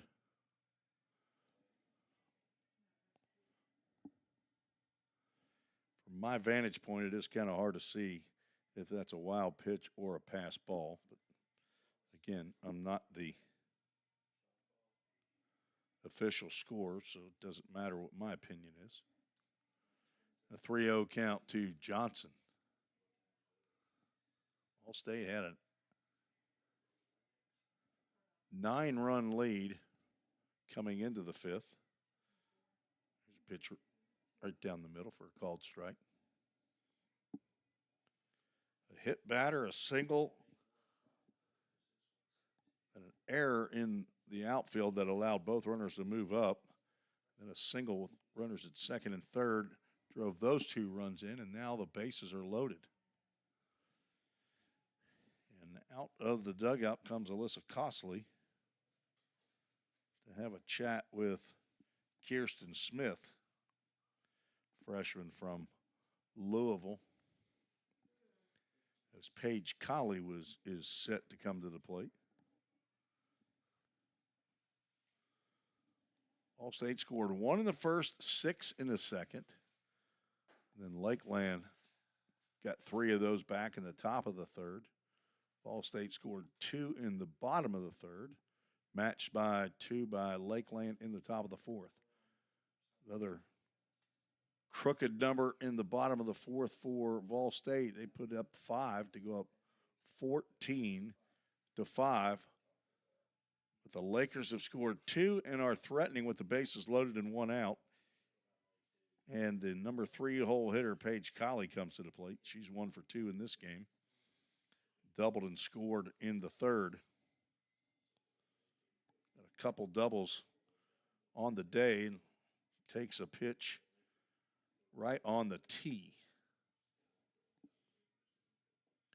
If you're setting up a tee, it was right there. Golly. Ground ball, that gets through up the middle. That's going to score at least 1. Harrison's going to come up with it and hold the runner at third. And it's 14-8.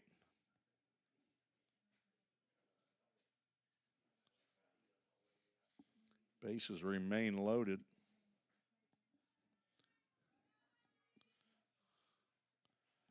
VolState was just 3 outs away.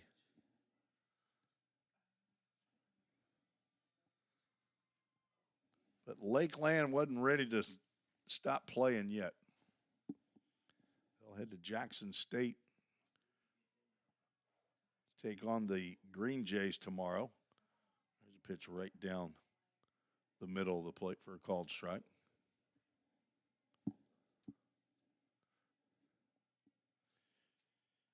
Might we see Brooklyn Levin again to finish this? Ground ball, it's Erica Abbott going to throw home. Not really sure what Logan Lillard was thinking. I don't know if she knew that there were bases loaded. She hesitated. She would have been out anyway, but nice play by Erica Abbott at shortstop to throw a strike to Lydia Kirby at the plate to force Lillard out for out number 2.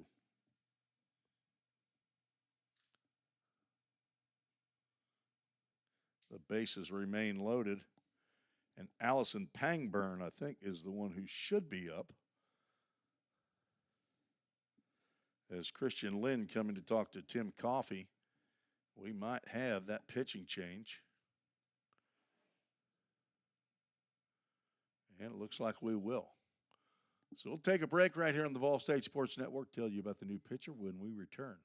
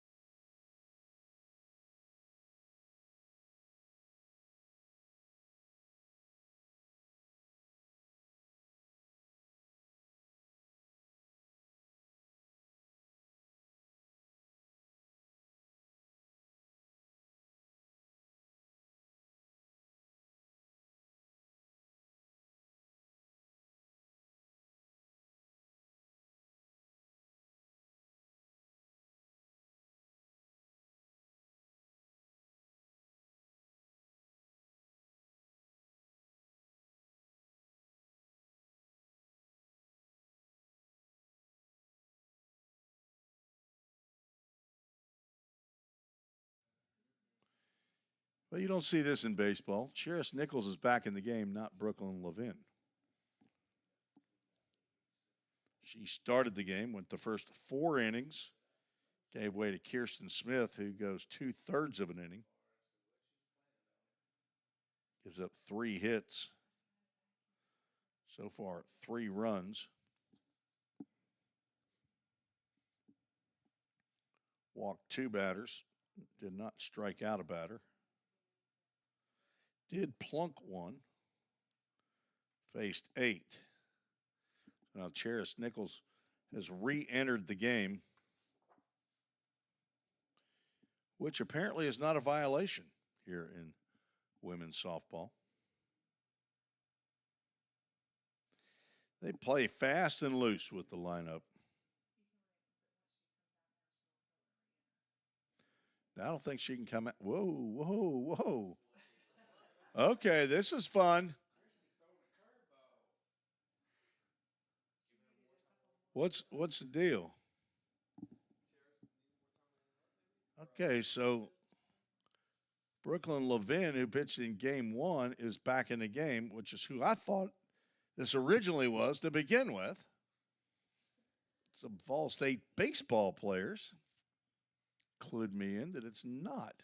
Of course, they see these young ladies more often than I do. One of them happens to see one of them on a regular basis. Well, actually, 2 of them do, but only one of them's up in the press box. Shh, I'm not supposed to say that. So it is Brooklyn Levin who's coming in. With the bases loaded, 2 outs. And she fires a strike into Allison Pangburn, getting her first at-bat of the day. A little bit of a difference in speed right there. Levin, line drive right off of her glove, and that's going to allow Pangburn to reach and drive in a run. And it's 14-9, so a single by Pangburn drives in Kiara Johnson. Collie moves to third. Latendre down to second base as Altoff is re-entering.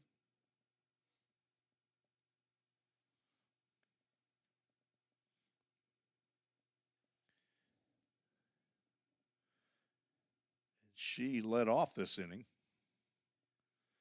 with a hit by pitch.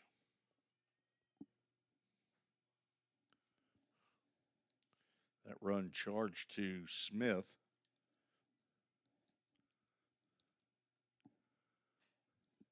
And now 4 in the inning. Base is still juiced with 2 outs. Altoff looks at a strike on the inside corner. Couple of Pioneer pitchers up here in the press box. Pioneers pitchers in the press box. I love alliteration. Ground ball to third at Costly. Gloves finally throws on to Carden at first. Way to stay with that ball as she had trouble collecting it initially into her mitt, but Altoff grounds out to end the inning.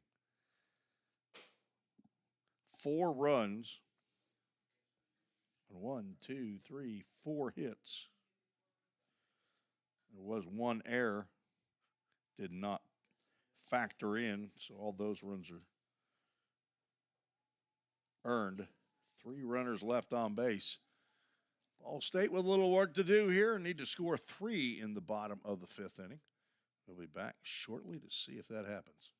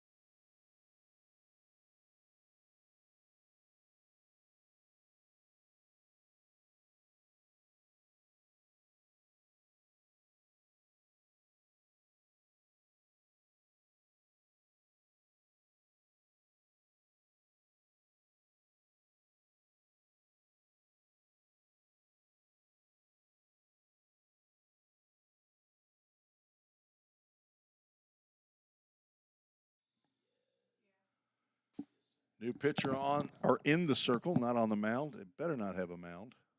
They're not allowed. In the circle for Lakeland is Kara Moore.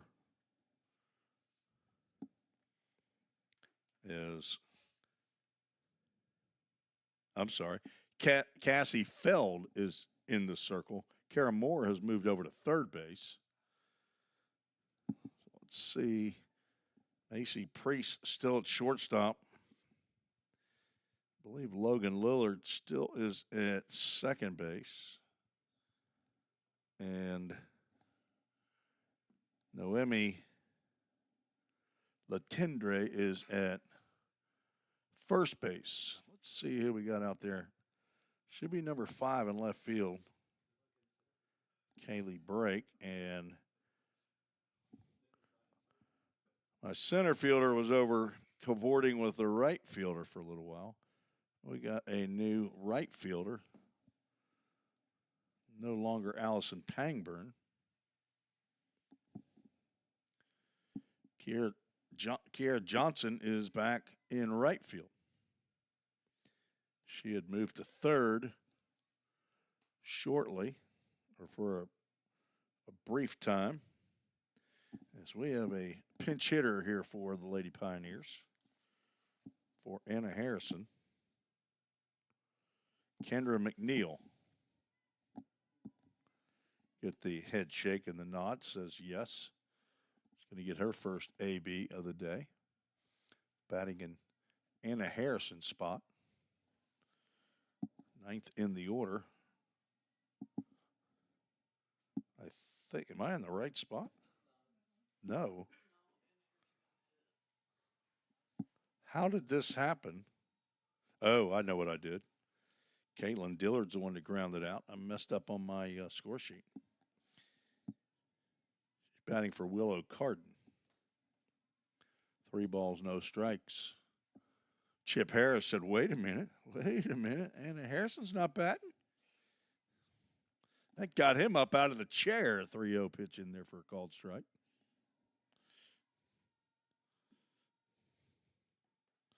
Error on the broadcaster.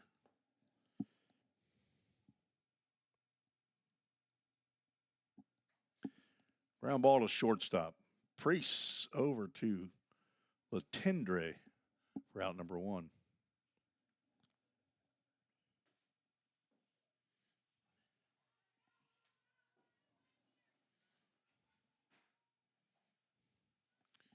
And now Anna Harrison will step to the plate.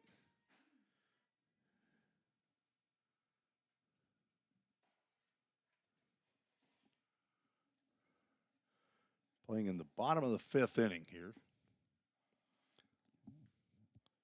VolState thought they had a chance at walking this one off early, or not walking it off, but ending it early. They were up by 9 going into the top of the 5th, but gave up 4 runs.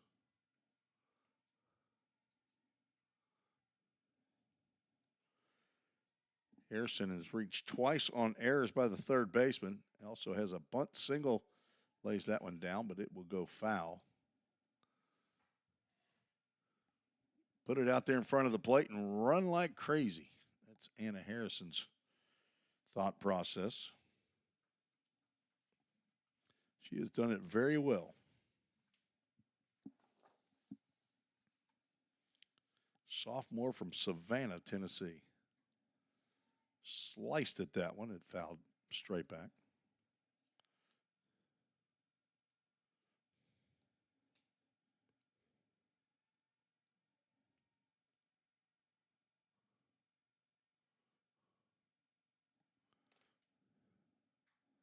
That's served in the left field for a base hit. Harrison on with a 1-out knock.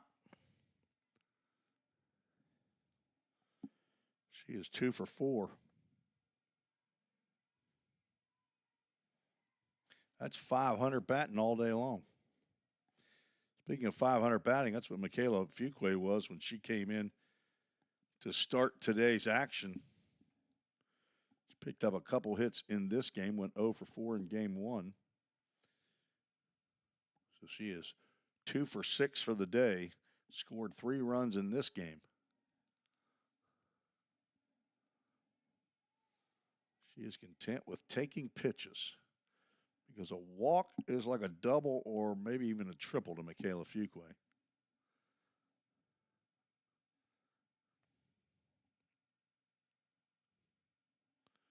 She wanted to swing at that pitch so bad. She nearly did, but took it. Thought a chance that it might be called a strike, but no. Athletic director Bobby Hudson has left the press box.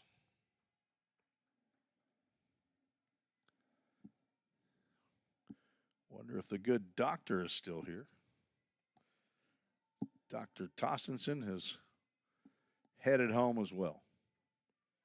3-1 turns into a full count. Ministries full count. Fuqua will be ready to swing here, facing Cassie Feld. Started at third base. A ground ball foul makes Christian Lynn, the third base coach and head coach, move a little bit.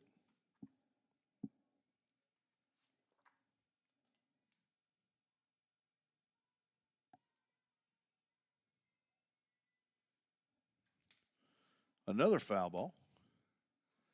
Keeps the count full. Wonder if any of the 10 people who've listened today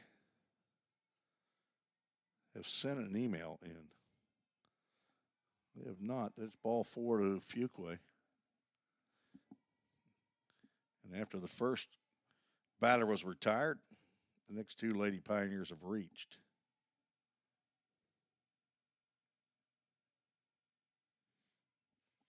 Erica Abbott stands in. She's 1 for 4 today. In game 2, was 1 for 4 in game 1. Takes strike 1.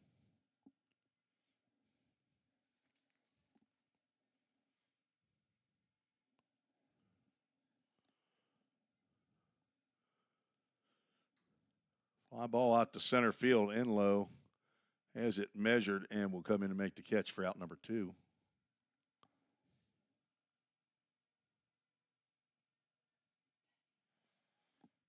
And Amaya Collier will limp to the plate. She's going to re-enter the game as, I guess, the designated player. She came out after she fouled a pitch off of her front.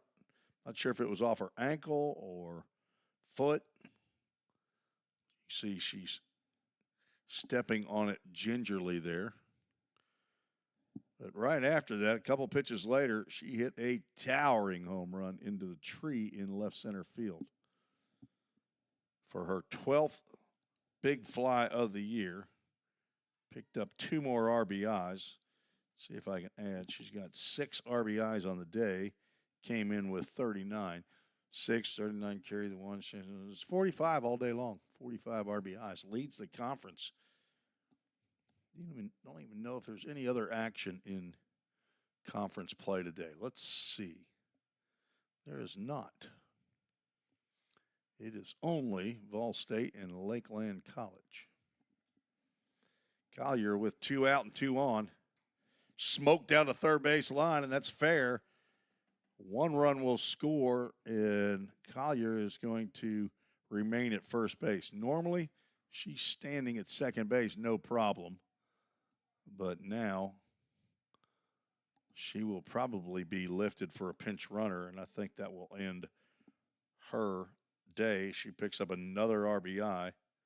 That is 5 for the game. 3 for 5 day for Amaya Collier.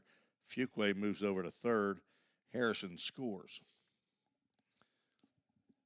Lydia Kirby can end it. Collier could have ended it. 15-9. I think that is Katie Robinson who's at first base. She played in game 1. She is pinch running for Amaya Collier.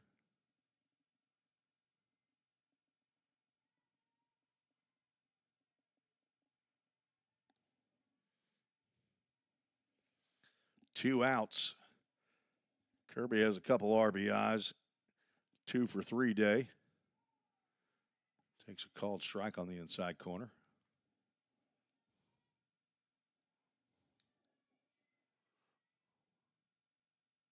"15 hits on my score sheet for the Lady Pioneers today." There's a slow roller to short.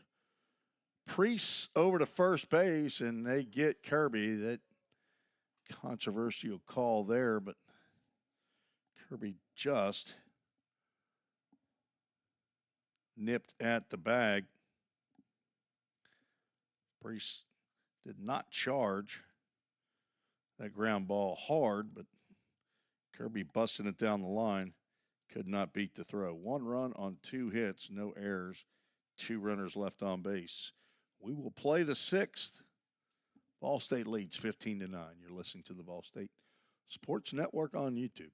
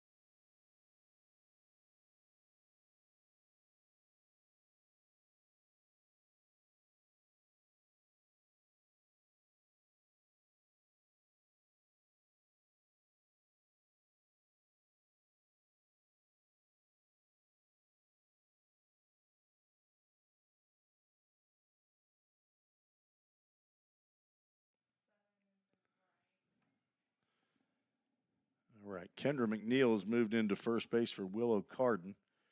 And Brooklyn Levin back out in the circle facing Kaylee Brake.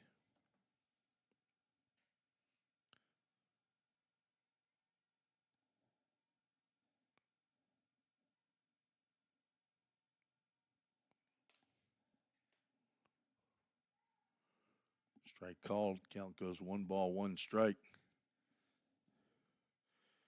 On over the 2-hour mark here in game 2.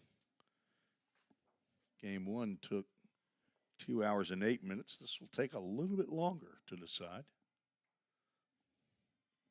Brooklyn Levin is the third pitcher on for VolState. Charis Nichols went the first 4 innings. Gave up 7 hits, 5 runs. Walked 1, struck out 4, and hit a batter. Kirsten Smith came on, went 2/3 of an inning. Give up 3 hits, 4 runs. Walked 2 and hit a batter. Brooklyn Levin got the last out of the 5th and is going to be asked to get 3 outs here in the 6th. Walks the first batter. Here in the top of the 6th, Kaylee Brake, who's 1 for 3.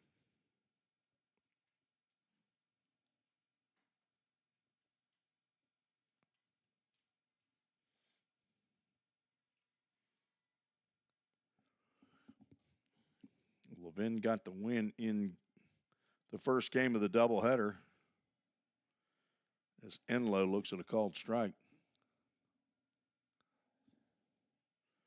VolState a comeback, come from behind victory, 5-4 win to move to 17-4.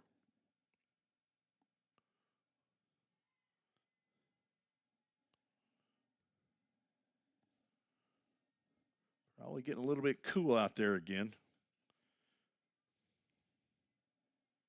46 degrees and it feels like a 43 to start. Now we're down A few degrees in both of those categories. Called strike. Enlow, a couple of hits in 3 plate appearances here in game 2. Doubled, singled, and scored in the 5th. Swing and a miss. She's down on strikes. Levin picks up her first strikeout.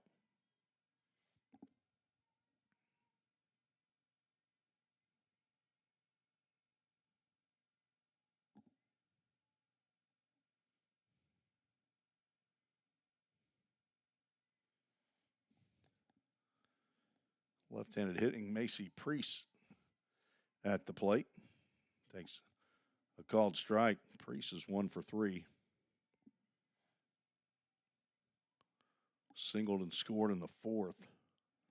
Lined out to Anna Harrison in left center field on a nice sliding on her knees catch by Harrison. So Caitlin Dillard still in left, and Harrison still in center, and Shelby Green in right. Carly Costley, who started this game as the designated player, now at third base. Like Erica Abbott has now moved over from first to shortstop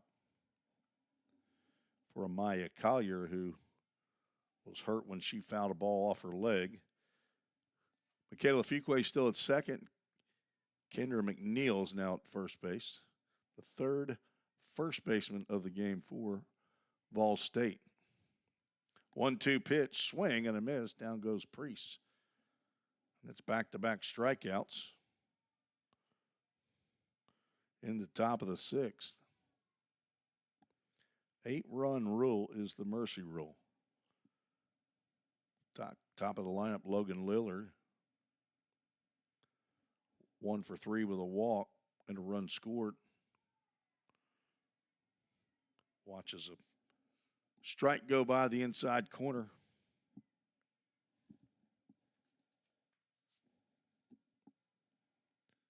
From Villa Grove, Illinois. Guessing it's pretty close around Mattoon. Ground ball to short. Abbott gloves, throws on to second base, and that retires the side as Lillard grounds into the fielder's choice. Nice play by Abbott, playing right in the 5.5 hole. She was pulled around way over toward third base. Headed to the bottom of the 6th. VolState needs 2 to end this game early. You're listening to the VolState Sports Network.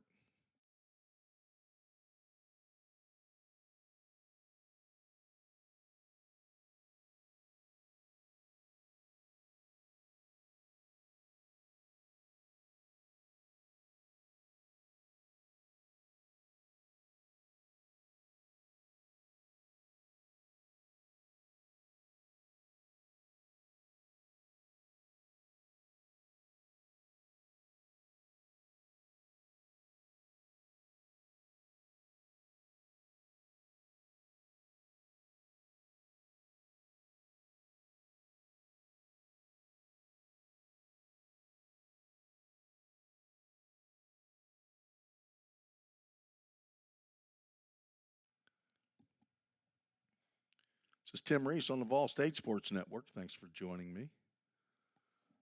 All afternoon for Lady Pioneers softball against the Land Lake Lakers.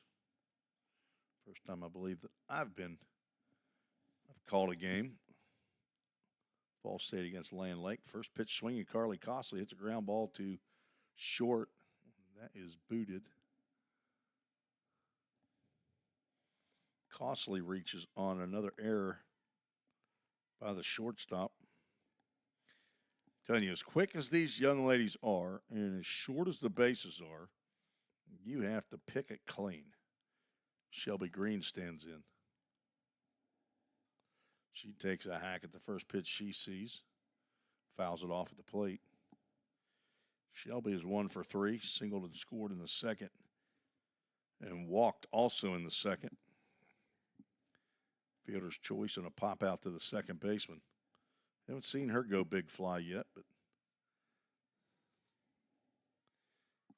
she's got 1 or 2, I think. She's got one. She's got 3 triples, which doesn't even lead the team. As a matter of fact, it's not even half as many. Maya Collier came in with 7 triples.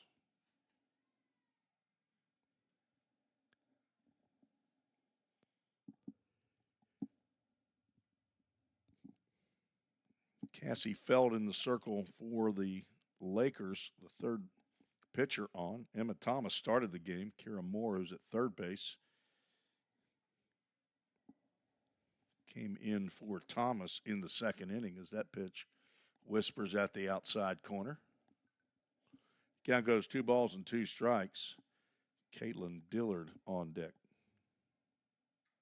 There's a line drive in the left center field. That'll get to the wall.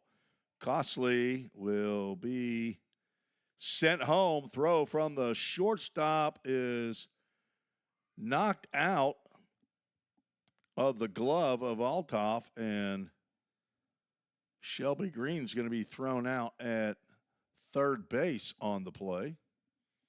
The Pioneers score 1. They pick up an out as now John Hendricks, the coach for Land Lake, coming to chat with Tim Coffey at home, probably about the play at the plate. Costley came home, aggressive running for Christian Lynn. She was toasted cheese if Althoff hangs on to the ball, but it was not a violent collision.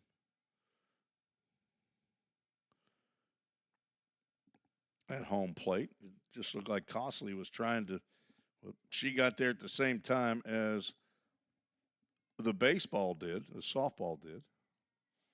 As Dillard swings and misses at the first pitch. And it just so happened that that contact caused the ball to fall out of the glove of Althoff.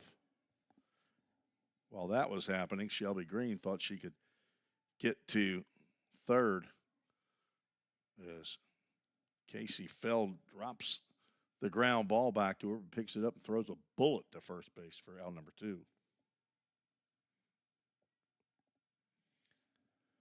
And now Kendra McNeil will step back in the box. 2 outs and nobody on. With a big fly, she could end it. VolState needs 8 runs to get the run rule.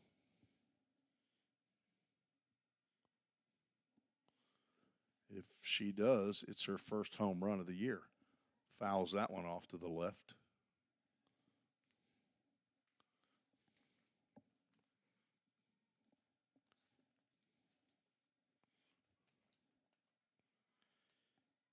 Kendra, a freshman from Nolensville, Tennessee.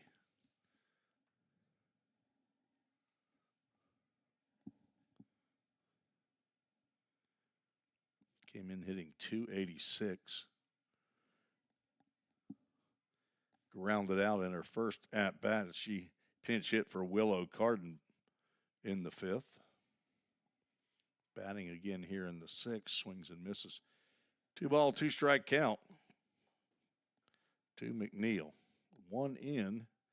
It's an unearned run. There's a base hit to left. The inning continues for Anna Harrison.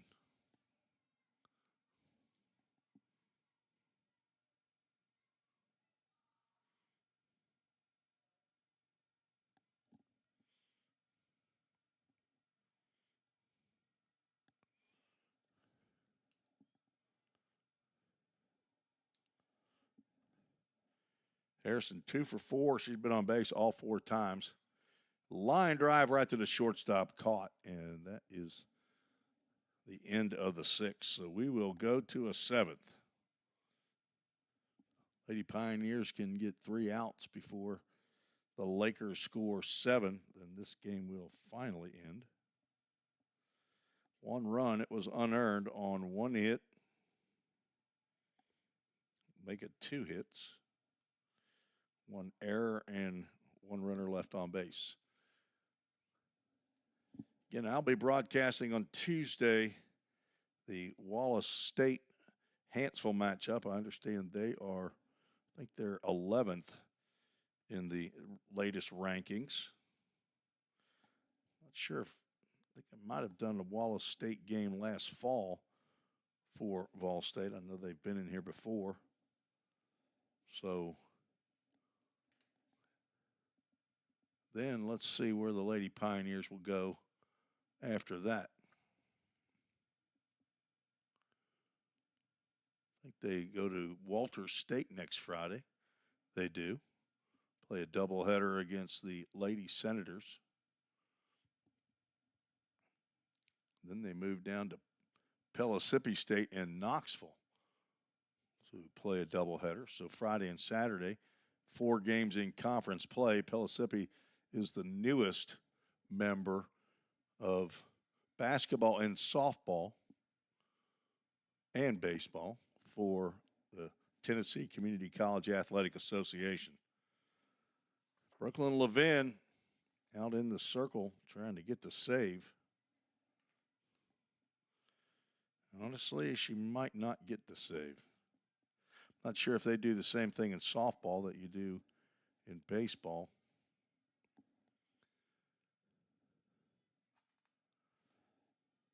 A 3-inning save, regardless of what the score is. But she won't quite get 3 innings. It would be 2 1/3 for her. There's a pitch right down Broadway with some pace on it. She faces Kiera Johnson, 1 for 3 in this game. That one is a home run out to right center field, 2-run shot in the 4th. Swing and a miss there on a pitch going away from her as it was headed to the plate. Count goes 2 balls and 2 strikes. On deck, Paige Colley, the designated player. Wind has died down. Almost the same pitch. This time, Johnson does not offer. I want to thank A.J. Fawson, the chief engineer here at VolState. He's been on vacation this past week. We're glad to have him back, and he'll be there for the basketball broadcast tomorrow. Full count pitch, check swing. So you want to check down at first base, but he's on the wrong side. He does not have a good view of that check swing, so ball 4 and Johnson reaches. Second walk of the game by Levin. Again, Carly Costley at third, Erica Abbott at short, Michaela Fuqua at second, Kendra McNeil at first. Lydia Kirby been behind the plate all day long. Paige Colley, 2 for 3. Sees a called strike.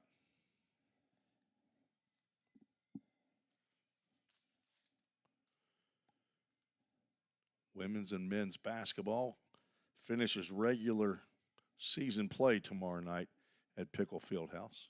Fouled off and out of play to the right side. Women have had a tough year, and the men are trying to finish in second place. The conference tournament begins on Friday. We'll run Friday through Tuesday. VolState hoping to lift the trophy on Tuesday. There's some stiff competition, though. They just lost a tight game to Roan State yesterday. Popped up. That'll get out of play. Hit right on the roof, as a matter of fact, of the Nichols Softball Complex press box.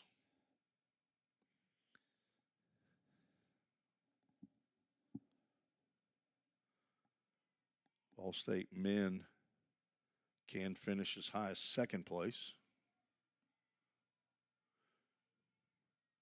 Columbia State men are leading. There's a pop-up off the handle that's caught by Costley for out number 1.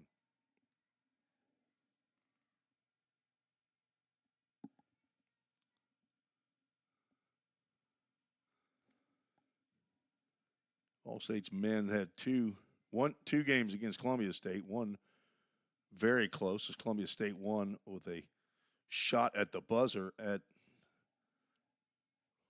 VolState's home court, Pickle Field House, but I think got absolutely drummed down there at Columbia State by about 40.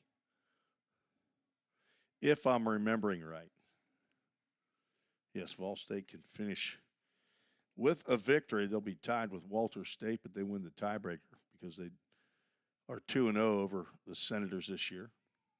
There's a strike called at the knees to Noemi Latendre.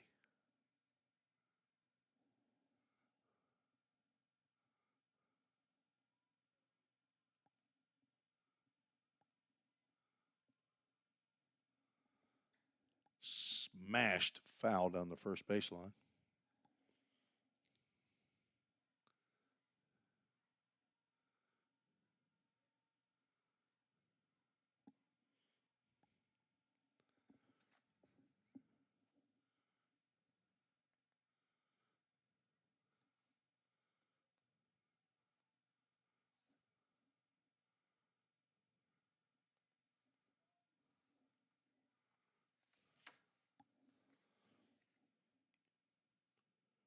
Levin looking for a different sign. 1-2 pitch coming. Fastball away.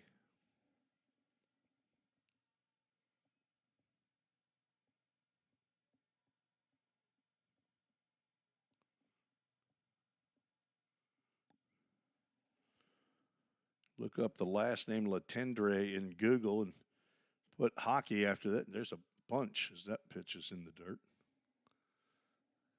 She told me before this game that her dad played some professional hockey.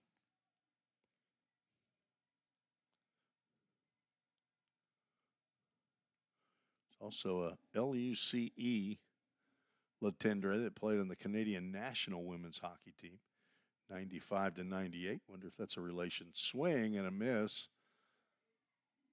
And down goes Latendre on strikes. It's the first time she's gone down swinging in this game. She had a 3-run homer and a double in the 3rd and 4th, but retired the other 3 times coming to the plate. And now Lakeland down to their final out.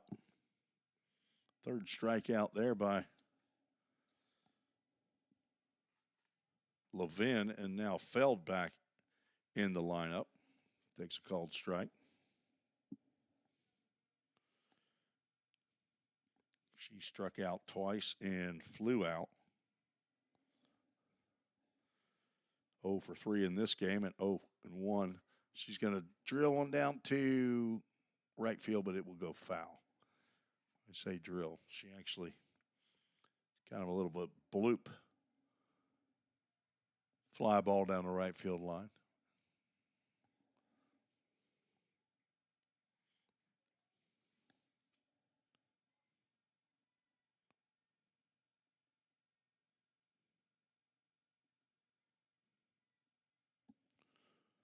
Now they're down to their last strike. 0-2 is a little high. Brooklyn Levin ended game 1 with a backward K. Struck out Liz Enlow to end the game with the 2 runners on. Swing and a miss. She strikes out Feld to end this contest. So 4 strikeouts. And this one belongs to the Lady Pioneers.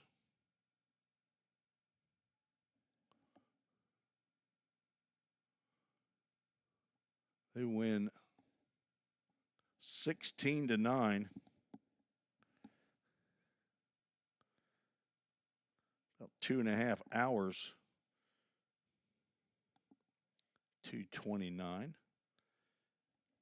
As they get the doubleheader victory over Lakeland, 16-9,